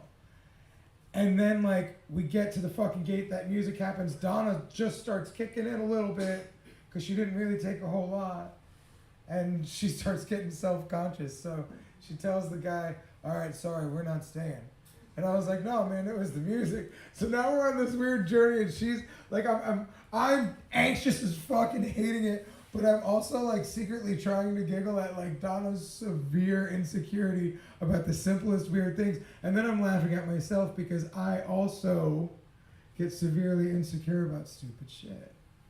So then we fucking drive to the other side, and then we decide to drive back to the other side. So whatever, man. Finally, I am at my most uncomfortable. I am fucked. I hate being here. This is not fun. Like, I remember hallucinogens to be a fucking fun time and giggling and shit. No, now I am literally fighting for my fucking life or talking to aliens and my dead dad. So, like, so that's where, right? So that's where the story goes next. So, we get, so now, and keeping in mind, I'm in the middle of getting my leg remade. So this is a very insecure time for me on my legs. So I'm wearing a new leg, but now I only have my old water leg. So I got to put on 17 fucking socks. So I feel like I'm like stepping on sponges every time I walk on this fucking leg. I don't trust its ability to lock out the water. It's not a big deal, but it just feels weird and I don't like it. So like, I'm going through all these fears about this fucking leg, right? Because I'm still a baby amputee. It's like 5 years since my accident, 4 years since I've been walking again. So like, it's fucking weird, man. I don't know what to do with that shit sometimes. Especially when I'm all somewhere the fuck else. Like I fucking asked for I paid for these fucking tickets to get on this fucking ride to go to this other place, and I'm like, what the fuck am I doing here? So like, that's what it was like for a while. So then I talk myself up out of getting out of the car, and like I feel like I'm drunk at this point, like I'm just not even there because I was just like really kind of in like a sad, scared, anxious trance for a while. And then I put on my leg, and that was kind of cool because like I didn't even want to do it, but I changed legs and I kept the other leg from fucking falling in the sand. Like I did all the things like super sober Robbie would do. Like I changed my leg and everything was cool. But like I was still like, fuck this water. Why the fuck am I at the beach? I don't want to be here. And it was so weird. Like, why am I so mad at this fucking beach? Like, why can't it just be beautiful, you know? So I go to the bathroom and then shit fucking starts popping off. And I'm like, ah. So I get out of there. I go back to the car. And so now me and Dave, like, he's like my guide at this point, right? And he's done this a lot more than I have. So, like, you know, he's like, hey, man, how you doing? Like, doing me a little bro check-in. And then, you know, I was like, no, man, I'm good. You fuck me. Oof. I don't want to be here, dude. You know, I don't want to fucking be here, man. I don't want to be here, man. You know, and he's like, what's going on, man? Like you don't want to be on this ride no more? I'm like, no, man. Well, yeah, I guess that's it, man. Yeah, I don't want to be on this ride no more, dude. Like, I don't want to die, but I don't want to be here, dude. You know, so now I'm fucking scared. Am I suicidal? What the fuck is going on? Like, what is, I don't want to be here mean? Like, shit. Like, so, like, fuck. I know I can't sleep my way out of this shit. I know it's like, it's time to go, bitch. You know, so what I didn't realize is I was about to fucking go. So then, I fucking turned to Donna and just cried on her because I was scared and she's safe. And then, you know, Dave was like, dude, how are you? I'm like, I just need to be alone, guys. Like, y'all go have your fun, dog. Like, I got some shit to do. You know, like, I don't know what's gonna happen, but I just gotta be here.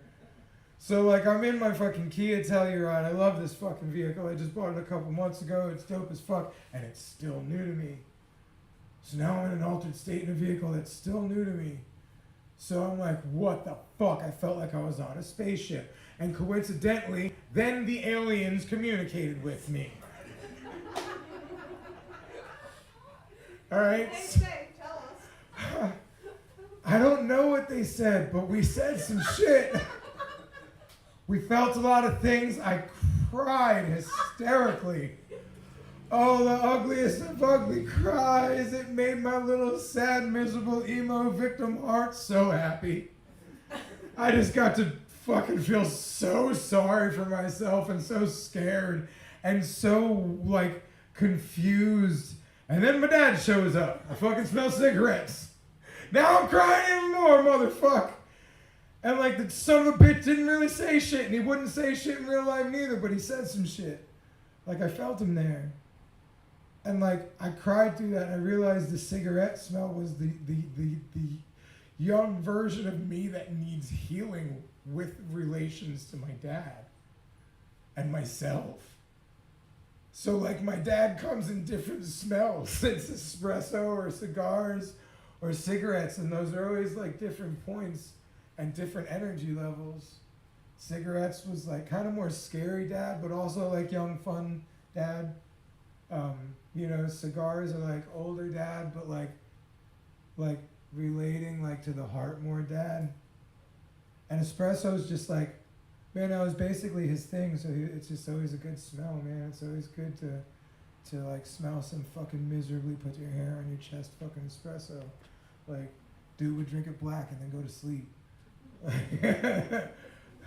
So that was my man's version of ADHD and shit, right? Like, that's why my man was always doing this. That's why every fucking time my dad was doing this with both his motherfucking legs, he was scared as shit.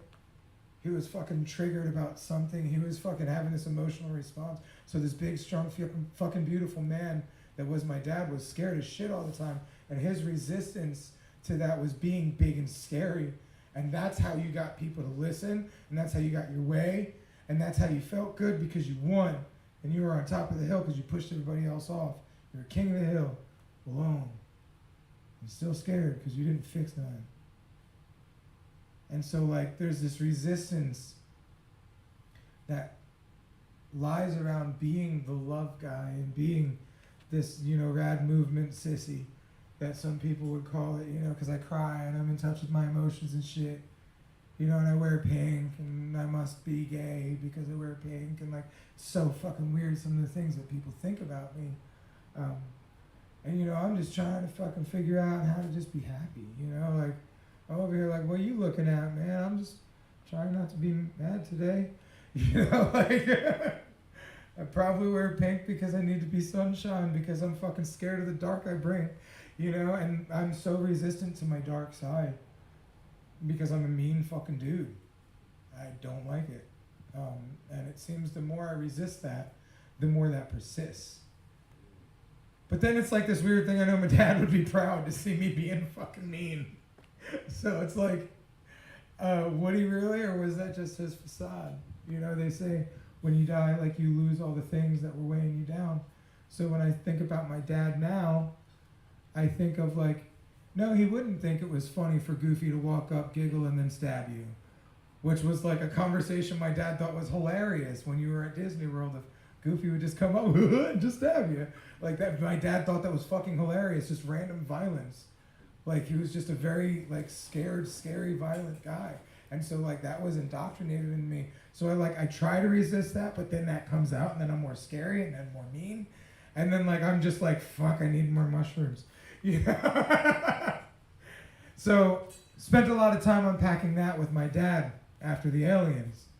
The aliens kind of just made me, like, I think they were just letting me know, like, look, we're here, we get this. Like, and laying back in my Kia, like, it felt like a spaceship, because it's, like, new to me, right? And, like, it's all black in there, and I'm like, ooh, spaceship looking, 2 fucking sunroofs, you know? So, like, I'm sitting there feeling like these motherfuckers are taking me apart. Like, I literally felt like I was on their operating table, but, like, emotionally speaking, they were, like, just allowing me to get out all this fucking fear and resistance and anger. And something happened along the way when I started thinking about my son, who I am at odds with, the oldest son. I then, instead of anger, I had compassion for that motherfucker. Then I was like, damn, whew, I get it, bro. And then I just kept having compassion for that motherfucker. And now every time I feel anger towards him, I can find compassion because I've been both. And the anger doesn't serve me. And it doesn't serve him. It doesn't serve our relationship. I love that little motherfucker. You know, if I was my best self, I'd be compassionate toward him no matter what wrong I felt like he had did. So I need to stop it. You know, I need to keep that compassion going. And then I started just fucking saying thank you. It was so beautiful. It just kept coming from me. It just kept fucking pouring out of me. And it broke the barrier between gratitude and the words thank you. Realizing that in order to live in gratitude, all I have to do is just say thank you. I don't have to fucking make a grand gesture of fucking emotional and physical sacrifice of self, gods, and flowers and animals to the earth and the above to fucking find gratitude. It's just, man, say thank you a lot. Look down at your weird ass fucking fake foot. That feels so weird now that you're altered as shit, but you're also safe enough to get up and be around people again. So you fucking shake that all off, and now you're just fucking happy that you're saying thank you. You're a little bit confused, you're fucking walking, and you're just looking at this fucking weird rubber foot with so much gratitude because it's fucking helping you walk. Because otherwise, hopping on the beach is hard. I did it. Crutches on the beach are hard. Like, that shit sucks. And I've done it all because I won't be the guy that can't fucking do it. But this fucking weird foot that I learned to love and learned to make peace with and learned to accept as part of my body. And now, like, I get offended if you don't think it's fucking part of my body, bitch, because I fucking use it to walk. Like, so now I'm looking at this wild guy as I'm walking, and I'm like, thank you, thank you, thank you. And it was just so wild. And then, like, I look up, and, like, it's great to be around heavily tattooed folk because you can always find them. You know, so I see my man's fucking fully covered back piece. You know, he's standing up in the water, and I just see Toddy's back, and I'm like, fuck yeah. There's Toddy, and I'm just walking towards him. And like in true Robbie and Toddy fashion, I'm walking way faster than he is. And I was just like, I'm in that fucking gratitude now, and I'm just like, I look at these fools, and now I'm telling them the story of where I just been at, and just what I had happened to go through. And like, they were just looking at me like the way y'all are looking at me with like love and reverence and like, thanks for sharing the story. Like, that was a wild ride. Thanks for fucking bringing me. You know, like, and they would fucking give me a little bit of positive insight towards it. And then it gets better, right? It's fucking wild. This shit just keeps getting better. So then I'm fucking cool. Now I'm fucking happy. I'm with my fams and shit. So like, it's all right. So I just wanted to fucking walk further because we're at the tide pools at the Sebastian Inlet. If you haven't gone, go there. And if you haven't gone there on mushrooms, do it. But it was fucking wild, man, because I wanted to go further out. So I walked really far towards the mouth of the little tide pool. And there's dolphins and shit playing. And like, I'm over here like, yo, I'm gonna call these motherfuckers over to me. So I'm like, hey, dolphin folks, you wanna come over to me? So like, I'm using like telepathy and shit, and I'm like talking to these fucking dolphins, and I'm like, fuck it, man, we're here, that shit just hurt, we're gonna fucking try and see if we can fucking do this, man, because those guys are really good communicators. And like, I had a bad experience with a dolphin one time, but I don't want to fucking judge all dolphins on that experience. So like, I'm gonna try and hang out with these dolphins. I really fucking want to, because dolphins are really playful and shit. And they fucking like make me tap into my inner child and make me giggle and shit. So I'm like, fuck yeah, I want to kick it with these dolphins. So like, all of a sudden, I fucking freak the fuck out. I look down, there's a fucking snook swimming between me and Toddy, and apparently a fucking dolphin like swum by my ass. Like Donna and the homie Dave are back there just like looking at us, and they were like, yeah, dude, it looked like that dolphin. Like, it looked like you sat on the dolphin. So I'm like, whoa, I'm that powerful. Holy shit, imagine if I realized that. And all the things I'm afraid of in life. Wow, that's cool. So now I'm like, wow, so I just got this fucking tattoo of 2 manatees and 2 seals, right?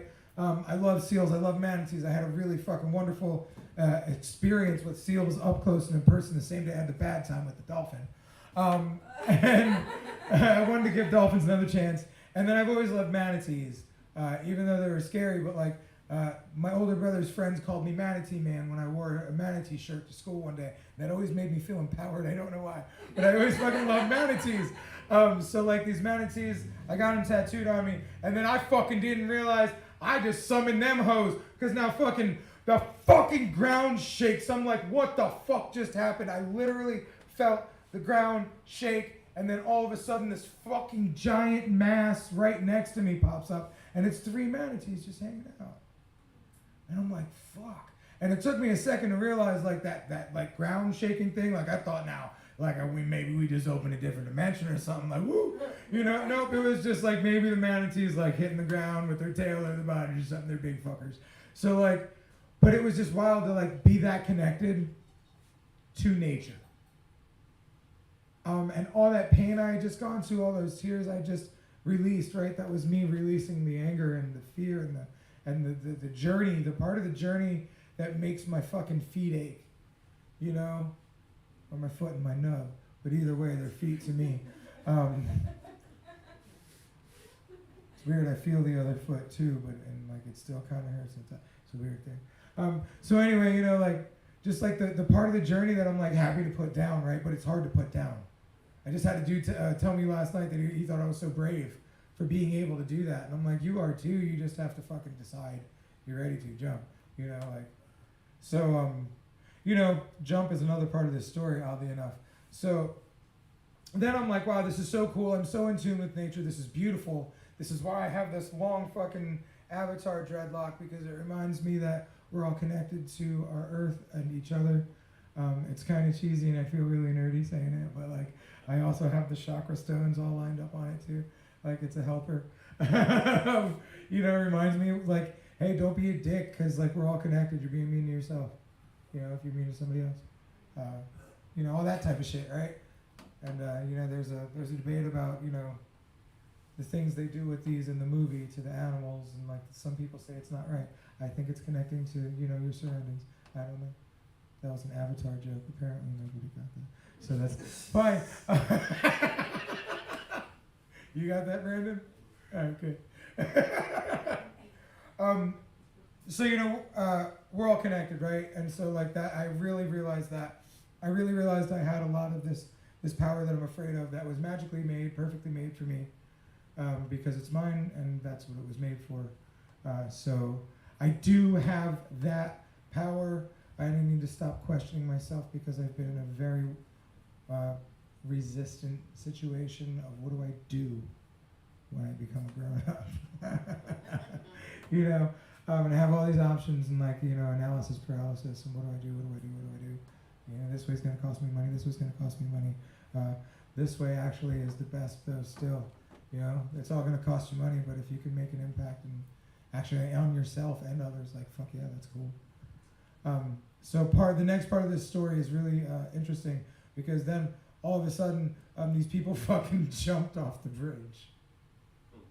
So, and the way Dave explained it is the bridge to him at that point, he was seeing some things. So the bridge was kind of like an illustrated drawing. And then these real people just like came out of his drawing.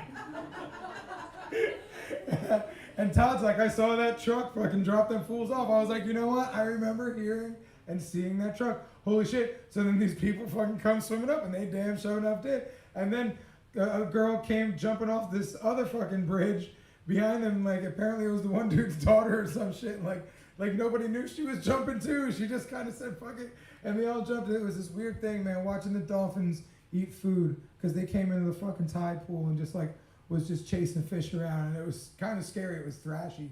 And then like all these like different groups of people, none of us knew each other, but we were all like, you know, enjoying this ride that these dolphins were going on, you know, and these manatees and these people jumping, and you know, somebody was taking fucking you know, wedding photos. Like there was all kinds of things happening. And then at one point in time, Donna pointed out like it felt like we were in a dome, and I was like, yo, that's true, it does. And then Dave noticed it, we all noticed, and I was like, whoa. So it was just like all these things happened on this ride, and I wouldn't have gotten to like the really brilliant memories if I didn't have the really dark and scary memories.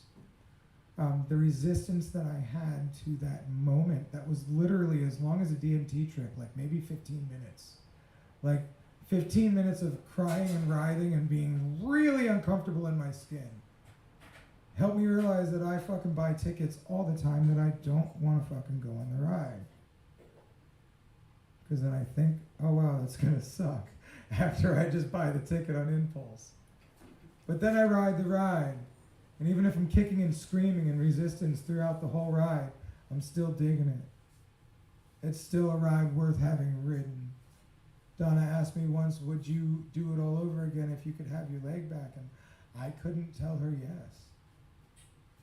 Because, like, this is the fucking life I live now. And, like, I don't know, it'd feel weird to be the other way again now. Feels weird being here, but it'd feel more weird being there because, like, well, I've learned a lot over here. I needed this perspective. I needed to push against that resistance so hard that I fucking broke myself. Like, I was resisting so much at that point in my life, and I literally broke myself. And the beauty that's been on the other side of that was exactly as you would think it would be when you talk to aliens, your dead dad, and find compassion for your son.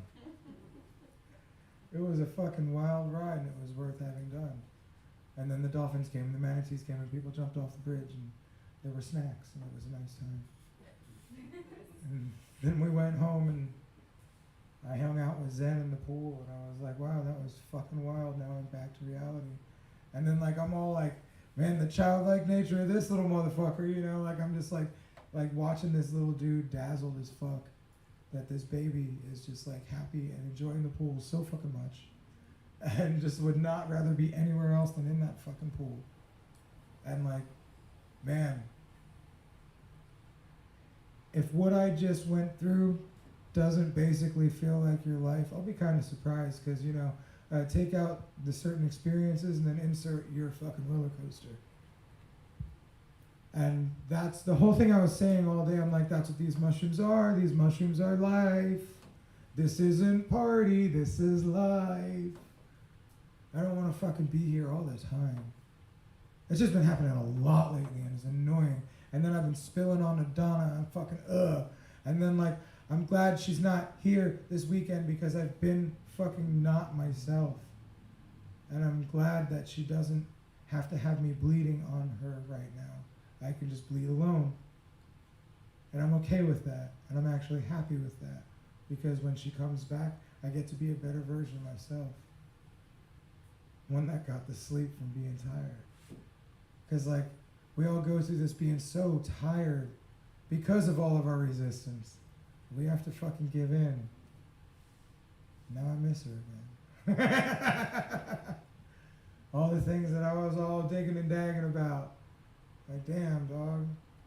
I kind of do wish I heard her stupid little head come in on the microphone from one of the fucking cameras saying something. You know, like, I miss Donna being here fucking talking shit in the back. Even though I'm like, man, you don't respect this. No, she does. She's just afraid to get up. But she knows the magic and the value that happens here. And her resistance is not coming up. Even though she want to And she did last time, which I was so stoked about. And I'm so stoked to see anyone that is really in resistance to coming up. Because, man, the people that aren't meant to stay can leave whenever they want. And the people that are meant to stay and speak, even if you gotta wait for everybody else to speak, you can fucking speak if you need to. Because the resistance is there to make you stronger, just like the gym. So, look at resistance in all ways. Someone told me, actually the weekend that I really started hanging out with Donna, it was such an impactful phrase and such an impactful weekend. She said, love all sides. And I was like, fuck you with that shit. Like, I can't love all sides of me over here. This is terrible. You know, and I'm learning to love all sides. You know, the resistance is something you have to have love for. Because, like, man, I have love for that beatdown I get in the gym. You know, like, I feel like I'm tired, boss. I'm ready to sleep, ready to surrender. I need a beating to surrender. You know, like, so I have to, you know, be okay with the hard part of what it takes to surrender. So, you know, resistance, surrender, I think they're one and the same, just different sides of the coin. And if you can make peace with both of them, you'll realize there's magic in all of it. And that's where I end my time.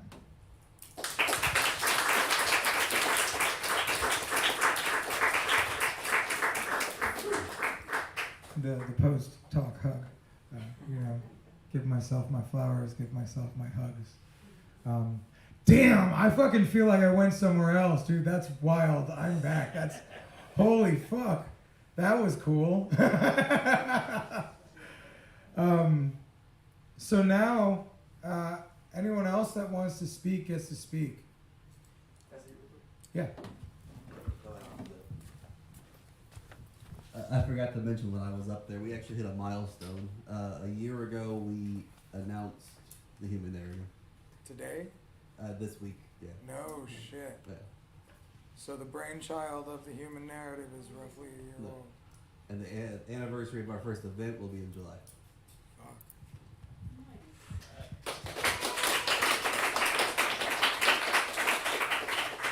And anyone who knows me and has been here before knows that I had tons of resistance to the human narrative. And now it's like something, it's church, you know what I'm saying? Like, I just, I feel good during and after. I was fighting tattooing my fake foot today, so I probably didn't feel so good today. Like, I never hurt my clients on purpose, but I couldn't hurt this guy. So, like, there was times where I just stabbed a motherfucking machine in it because it was so difficult to tattoo that fucking thing, because it's not like real skin, and I'm a wizard at real skin, and I should be great at this too. And fuck, this shit was resisting me so bad. And like now it's like, oh, I look at it, I'm like, oh, it's pretty cool, you know. I like seeing some art on my fucking foot. Like, it actually feels like my foot in this weird, cool way. Even though, like, I know a guy that could do a better tattoo on it, like, still, you know, I could go and sit in the chair again and I could go work on it when you guys are gone tonight, because it doesn't have to heal. So, there's a bit about perfectionism for me in that, you know, like, man, it's my foot, I want it to be perfect, but, like, I'm also looking at the foot shell and I'm like, yo, you already did enough yoga in this to, like, you got a couple more downward dogs and that bitch is, like, you missing a toe, like, it's coming through. Like, that fucking big toe always folds back to some degree when I rob you enough. Like Spike was changing my jewelry in my nose for, like, the 10th time this week. Because, like, he put these pins in, and I don't do pins. I have to do the screw ones that don't pull out easy because I'm just too hard at life. And, like, I fucking do a lot of things. So, like, why am I so stressed about this foot that I'm beaten to shit anyway? Like, it's just a part of a journey. But I got so mad at this foot today, and it was, like, such a hard time to do this tattoo that now actually I get some fucking joy looking at. Like, no, it's not perfect, but I don't be living in perfect, man. Like, none of us do. And those plans, right? I love the old adage, like, plans are God's way of having a sense of humor, I think is something that they say. You know, like, because, like, you want to have plans? Not really, bitch. You know, like, you never really get it the way you want it. until it comes the way you wanted it in a different way than you thought you were going to get it. Life is what happens when you're busy making plans. That's it. That's it. So who's next for the talk-ins? Is that Sky Guy? Yo, fucking, so this person is a very, very meaningful person in my life. She came to us as a client before, and then she came to us as our front desk person, and now has come to us as a part of our family. And she has these two sides. One of them is Sky, and the other one is Skizzy. And now, like, Toxic Robbie loves Skizzy, because, like, that girl is a problem. And, like, anytime you have a problem, she will co-sign that problem. Fucking ready to go. And, like, woo, I need to resist the urge to summon Skizzy on a regular basis. Because she's always ready to fucking kill. But this is the little homie Sky.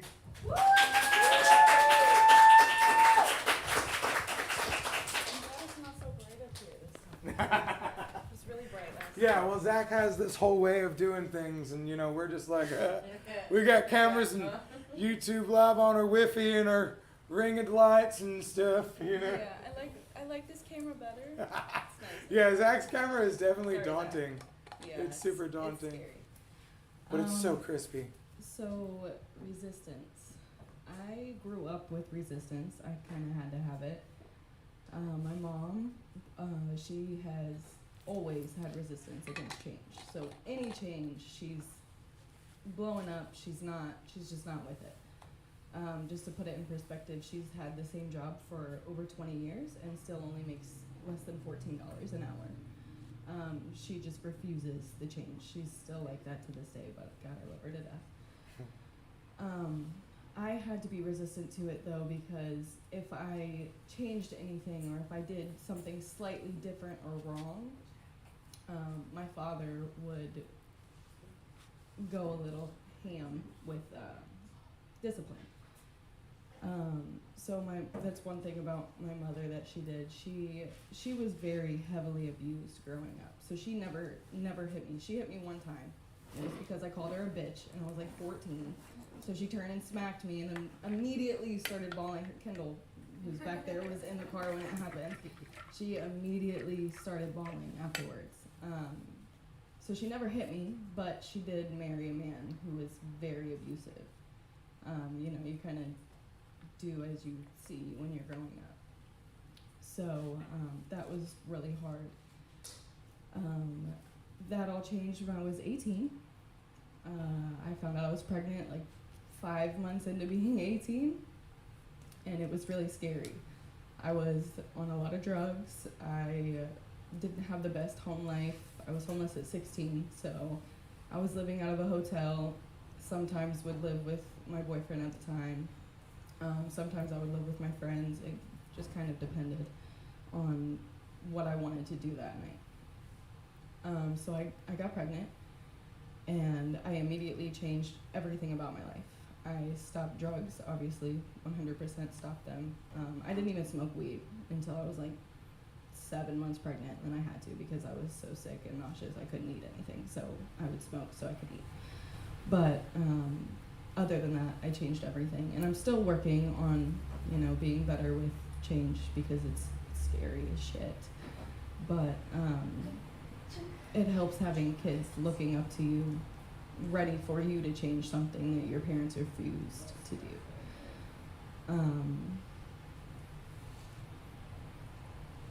I have been resistant with love and relationships. I've gotten way better at that. I mean, I'm a lover girl at heart. I love giving people love. I absolutely love it. But when you're a good person and you get burned over and over and over, it's really hard to want to continue to build relationships and to build love. And that's one thing that I'm really proud of myself for, is I've learned that it's okay to get hurt, and it's okay to still love people that hurt you, and to forgive them and show them compassion and not be scared of it. And my friend Ty, who's also in the back, she told me something that's really stuck with me, and it's take everything at face value. So if somebody tells you something, even if in the back of your head you're like, I know that's a lie, take it as the truth, because that's on them. If they're lying to you, that's on them, that's not on you. And it's okay to believe them, and it's okay to love them through what they tell you. And the minute you find out it's a lie, it's also okay to not talk to them anymore. It's okay to cut that relationship off, even if it's a really great relationship. Sorry. You got a girlfriend? How do you do? So I had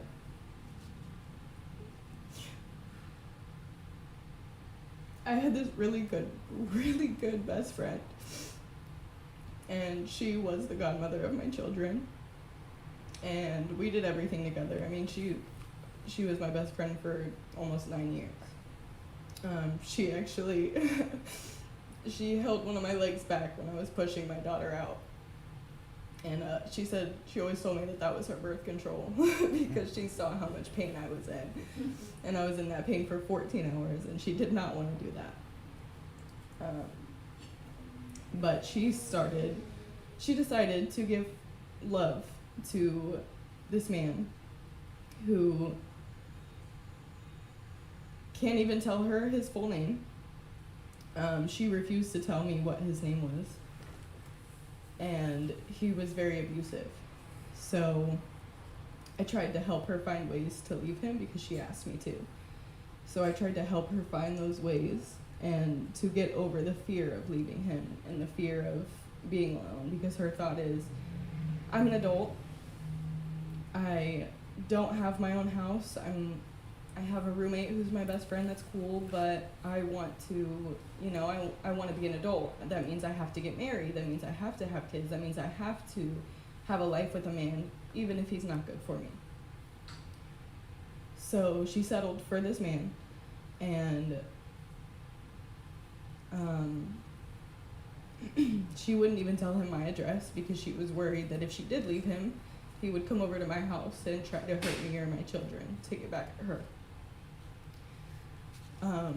So through trying to figure out how to leave this man, we went to EDC last year and we had a great time. The last day was rough. She wasn't doing too good, and so I just, put my head to hers and told her that it was gonna be okay, and that no matter what happened, I loved her and I was there for her, and it's always been me and her, no matter what. So it was gonna be okay. She ends up hitting me that night because I was annoying her or whatever. We were at EDC, so we were all just acting like big dumb kids. And that was the end of our friendship. I would never hit somebody that I love, and I feel like you should never hit somebody that you love. And that was the biggest change in my life recently, just because, when somebody's your person, not only was she my person, but she was also my kids' person. My kids looked up to her a lot, and they loved her. They still love her dearly. My daughter still asks about her to this day. But I've had to learn throughout these past few months that it is okay to cut those relationships and let them be what they were and love them for what they were, but not accept that amount of hurt back into your life, because again, I have kids. I have to make sure that they're okay too. And I could forgive her easily for what she did to me, but for what she did to my children, I could never. So the biggest thing that I've learned about resilience is to let it go, but also listen to it sometimes, and realize that sometimes it's there to help you and not to hurt you, kind of like you were saying, look before you leap. But resilience can be hard, but it can also be beautiful. Change can be hard, but it can also be beautiful. Almost anything you do in your entire life can be hard, but also beautiful. And sometimes you just kind of have to let life hit you how it wants to hit you and be okay with it. That's all.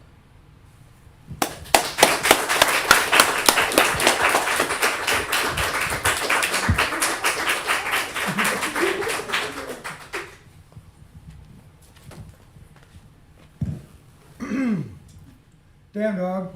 Proud of you. So, Sky also is a new tattoo apprentice. And I was resistant to bringing another apprentice in. I'm always resistant, and then I always end up doing it.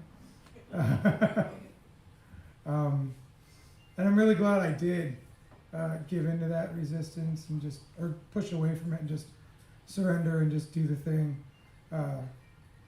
One of the most awesome people that I've seen killing it as a single mom, young as fuck and just ambitious as hell, ready to get after it. So I dig the fact that you got over your fears and came up and shared with us, man. That was beautiful.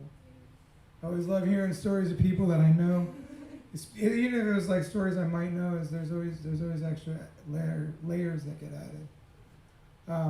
So now, who else? Ashley? Wait. Okay, that's Ashley. Who's that? Stephanie. Stephanie.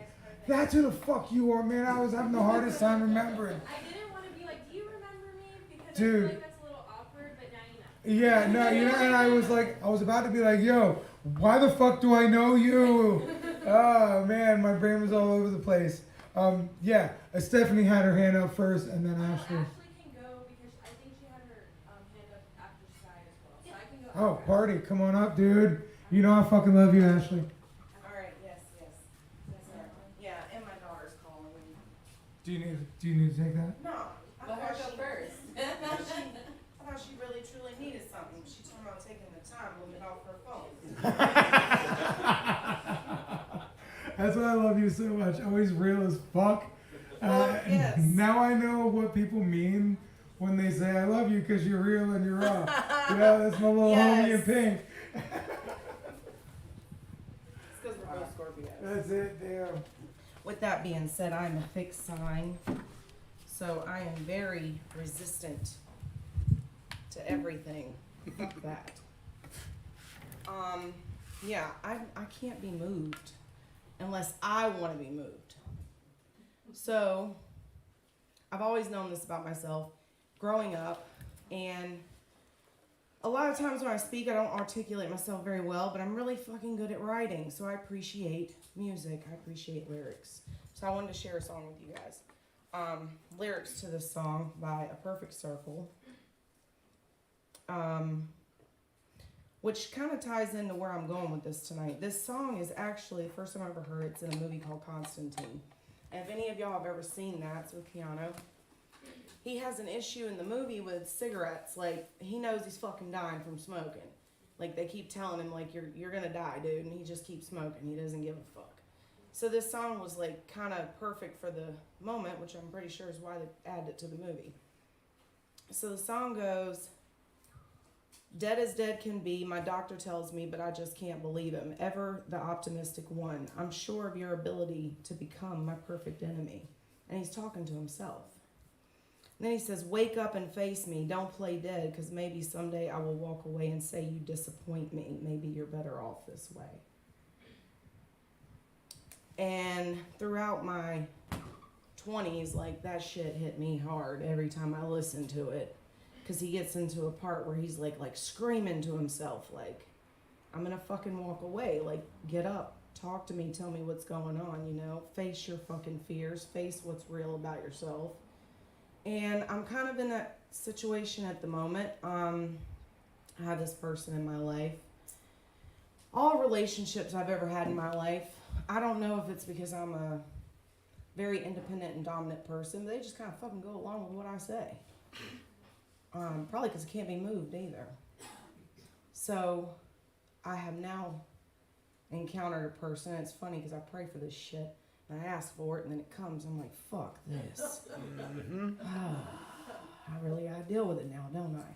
And I'm always like, practice what you preach. So now I really fucking have to do this. So this person in my life, like, I have a lot of feelings for this person. And I always say, like, you know who's your true friend and who cares about you when they tell you the fucking truth. People that you surround yourself that continuously are yes men that go along with whatever the fuck you want to do generally aren't your friends, and they don't have your best interest at heart. But when you encounter certain people in your life that say, hey, you're fucking up, you need to change some shit, those are people that really truly care about you. Sometimes we don't recognize that. We don't recognize that as love at all. I know I don't. I have a hard time with that. Fuck you, I'm not changing for you. Fuck you. If I do change, it's gonna be on my time.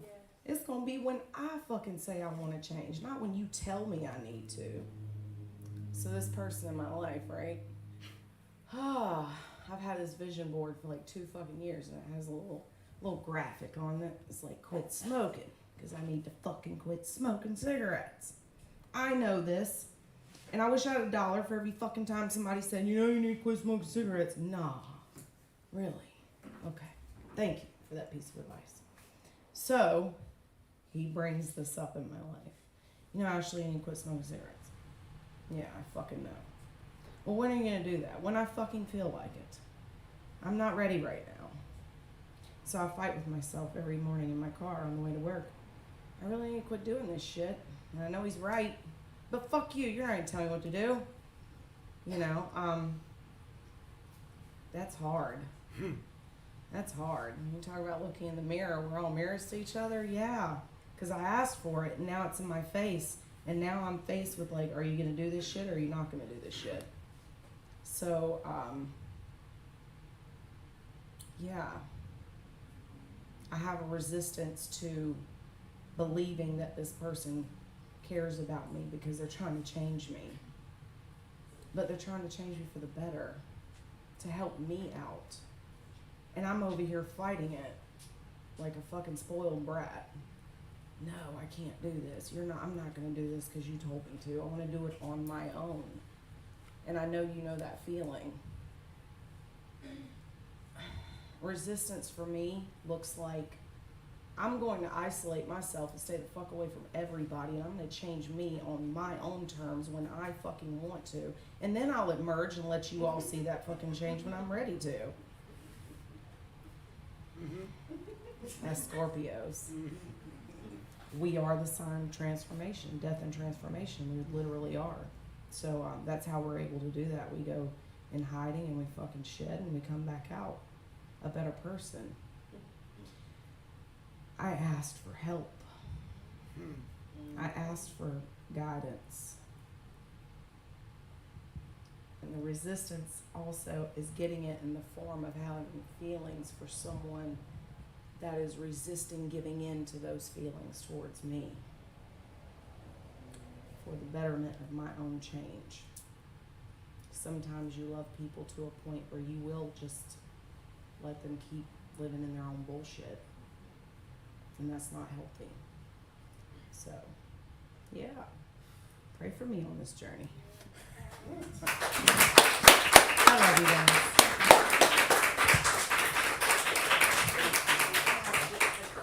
Dude, no worries. Yeah. My boss is calling. No, you do your thing. My 9-year-old boss. Always love hearing you share, man. Always super relatable. I really feel like you are specifically a mirror with the little raging bullshit that we are. So yeah, it's kind of fun to see versions of yourself sharing things that you're like, yeah, that's me too, dude. Don't tell me what to do, motherfucker. Yes. I tell me what to do, and I don't even like that shit. I know. I don't even want to hear my own self. Dude, and you know, you were talking about the not wanting to fucking ride the ride you signed up for. It's like, fuck this ride. I don't want to be on it. Like, I know I asked for this shit, but who the fuck asked for this shit? This bullshit. Like, I didn't co-sign this. So, yeah, I get it, man. So great hearing you speak every time. Thanks, Robbie. Thank y'all.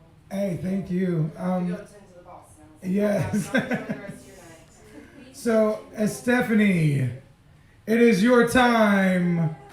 I just met this wonderful human the other day, and we're going to go on a social media venture together.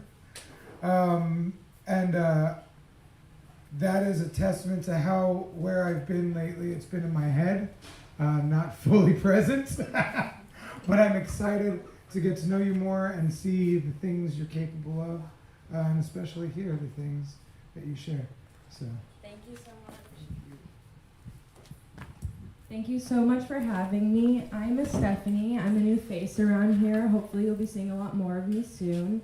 When it comes to resistance, I, in my life recently, have been having a struggle with wanting to do what I know is the better option in my life. So I have resistance towards going what I know could benefit me in the long run because it's scary. It's really scary to think that I worked really hard I was in a really toxic relationship, and I thought that I could never live without him. I thought that I could never be a single mom. My son would never thrive without a two-parent household. And I'm now in a position where he's thriving more than ever, and it doesn't affect us anymore. And I'm really happy, but I'm so happy and comfortable in this spot that I'm almost scared to excel. I'm scared to even do better because not only is it scary, but no one around me was able to make the changes they wanted in their 20s and keep it to be successful in their 30s. So it's very hard for me to turn around and see like my family who are very average, have very average jobs. It's scary for me to think that I can go and make my own business and do my own thing and be successful because I've never seen it done before by someone who is my own blood. But now I'm starting to realize that I can surround myself with people who are successful, and it will fill me as much as if my mom made all the money in the world or if my dad made all the money in the world and was able to give it to me. But it's also scary, like, to think that if I try this and I mess up, I look stupid, or I failed someone, or it wasted time. It's just all these negative thoughts when I know if I just push through and see it, there could always be a better outcome than what I'm imagining.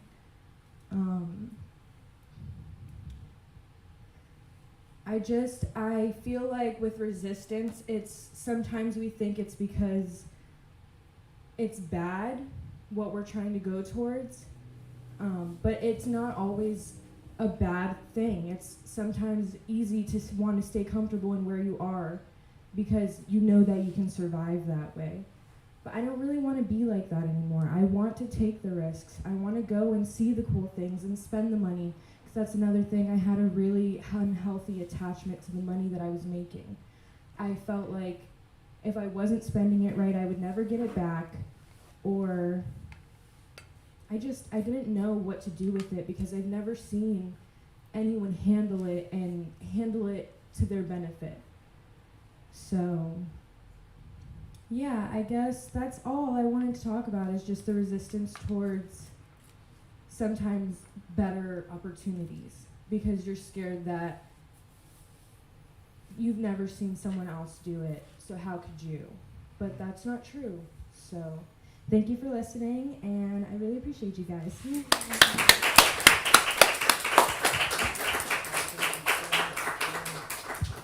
So you know that whole concept of needing to see someone else do it, like you are not alone, is a really great concept. You're not alone in this struggle. You're not alone in this success. You're not alone in this fear. You're not alone in this lifelong journey. So, yeah, it's beautiful to just know you're not alone going through this.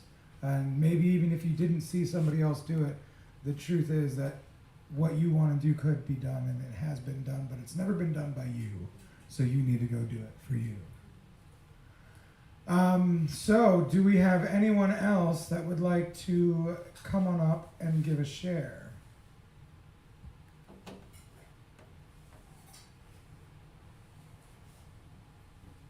Are we sure about this? Are we absolutely sure about this, Brandon Miles?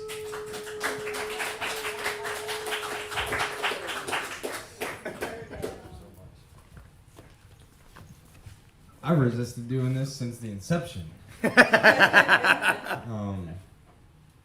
But I was thinking back there earlier, doing stuff like this is kind of part of what I've signed up for and what I'm trying to do for my career in streaming and music and everything. So being able to articulate myself in front of a room of people is kind of important.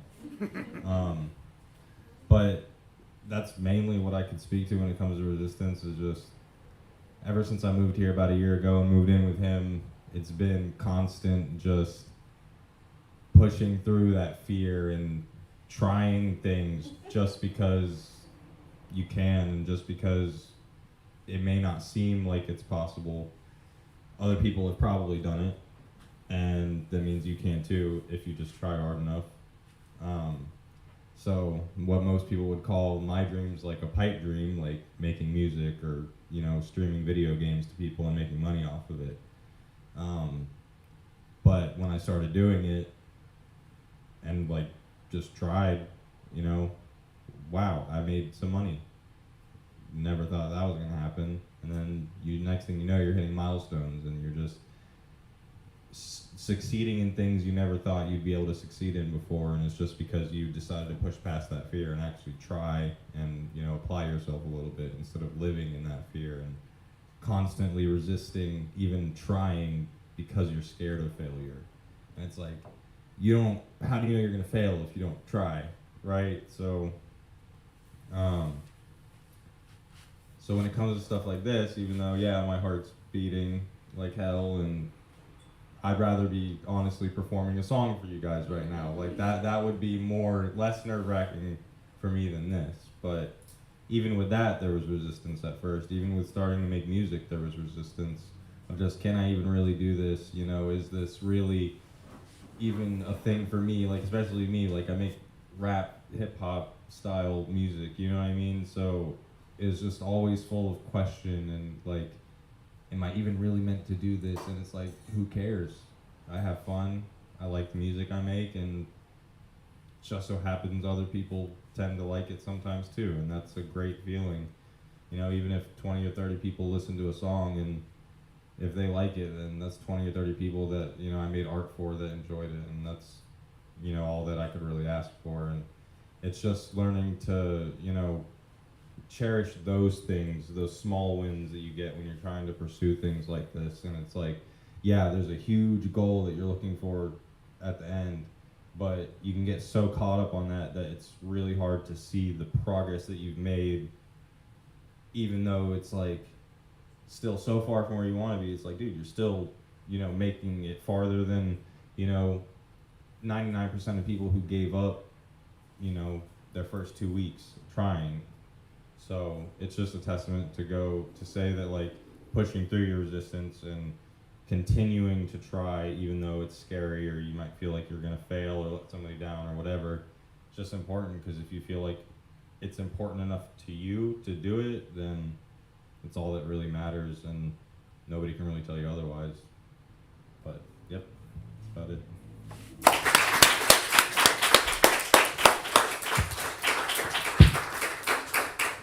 My guy, I'm proud of you.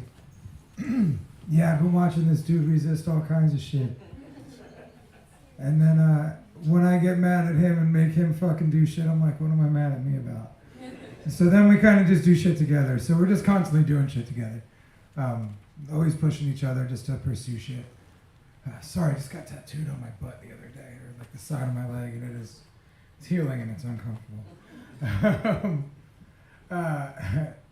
Tattooing, getting tattooed, that's fucking resistance for me. Like, I love getting tattooed, but god damn, I hate getting tattooed. Dude, it sucks. And I've like been in a constant state of fresh tattoo for like the past 6 months. Like, I'm always healing something lately. Wah, wah, wah. Don't ask for healing. That shit hurts. It's stupid. And if you do ask for it, fucking be dumb enough to be tough. Cause God bless, I'm glad I'm tough. Whew. Anyone else want to share? All right. What is your name, little human? Hey, my name is Ty. Ty. All right. I know I've met you before too. Yeah, I've come to the shop. Me and Ah, Sam close for a cool, long time. cool. Well, beautiful. Well, this is Ty, a wonderful new human in my life, and I'm excited to hear what you got to say about resistance. Thanks for giving us the opportunity. And that's like really weird for me, like meeting people like with a microphone in my hand and shit. Like that's a thing about resistance that I have. I'm like, I have to force myself to be like, how do we know each other in front of everyone? Yeah. My name is Ty. I'm 23. Me and Sky have been friends for a good while, along with my other friends who sit back there with me. I'm an EMT by trade, and as a person, I really love love, and I'm going to tell you how I got there, and it had a lot to do with resisting. I grew up in the perfect family home. The narcissist, the enabler, the scapegoat, and the golden child. So, the narcissist, right, has a classic form of abuse, right? The world revolves around them and how they feel and what they'll do, and everything revolves around them, and if it doesn't, how dare you take the spotlight for them? And then the enabler, right? The person who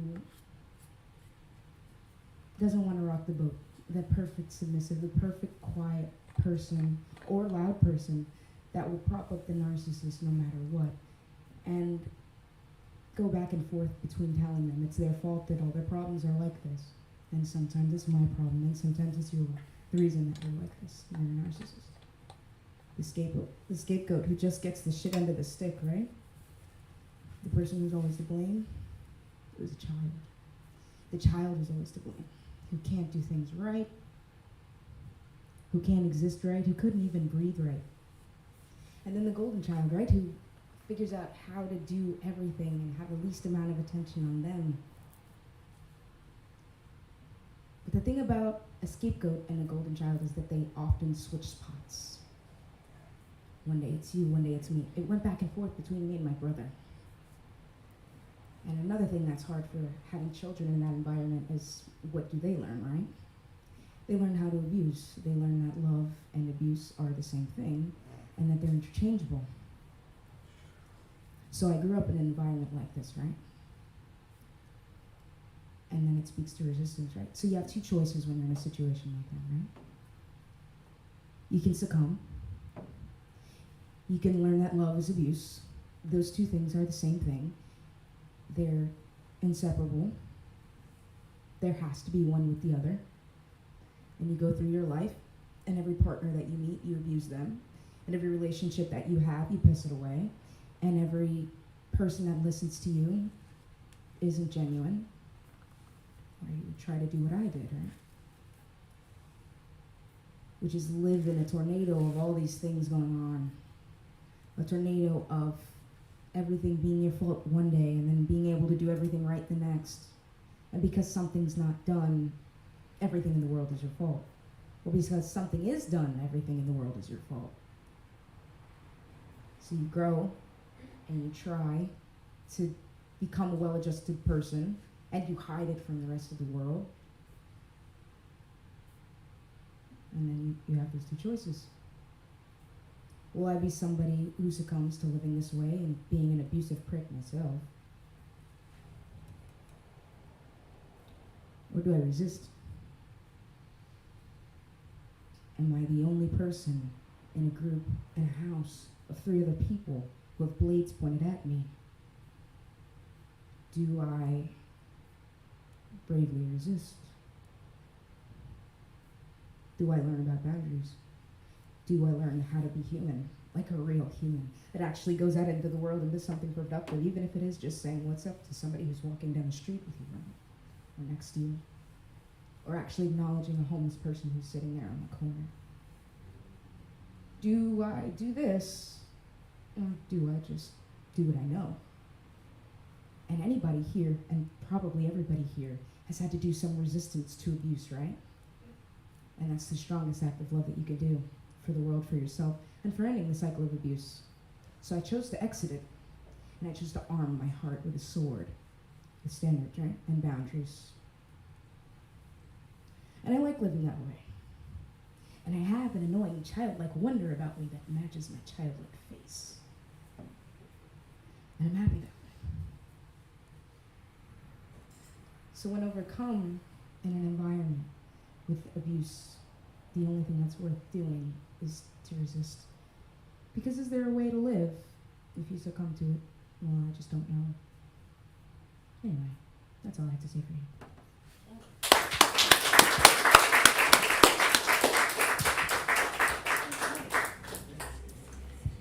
Young face, old soul is what I say.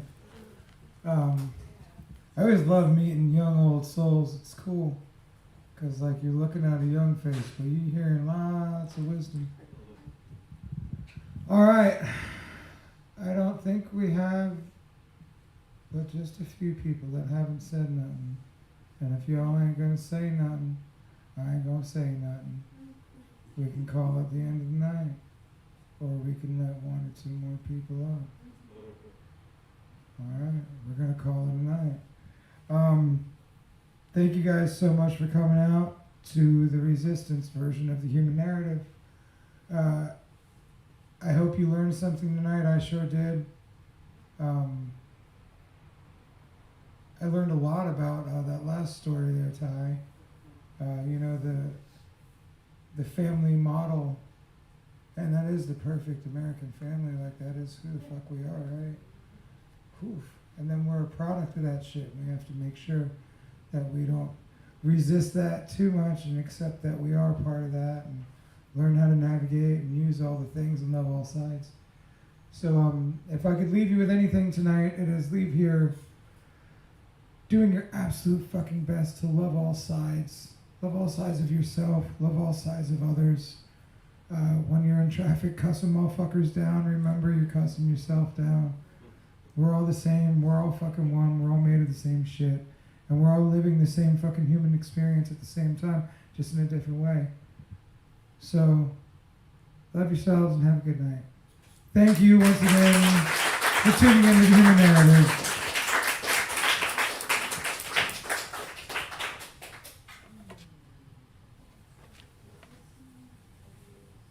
All right. Thank you, guys.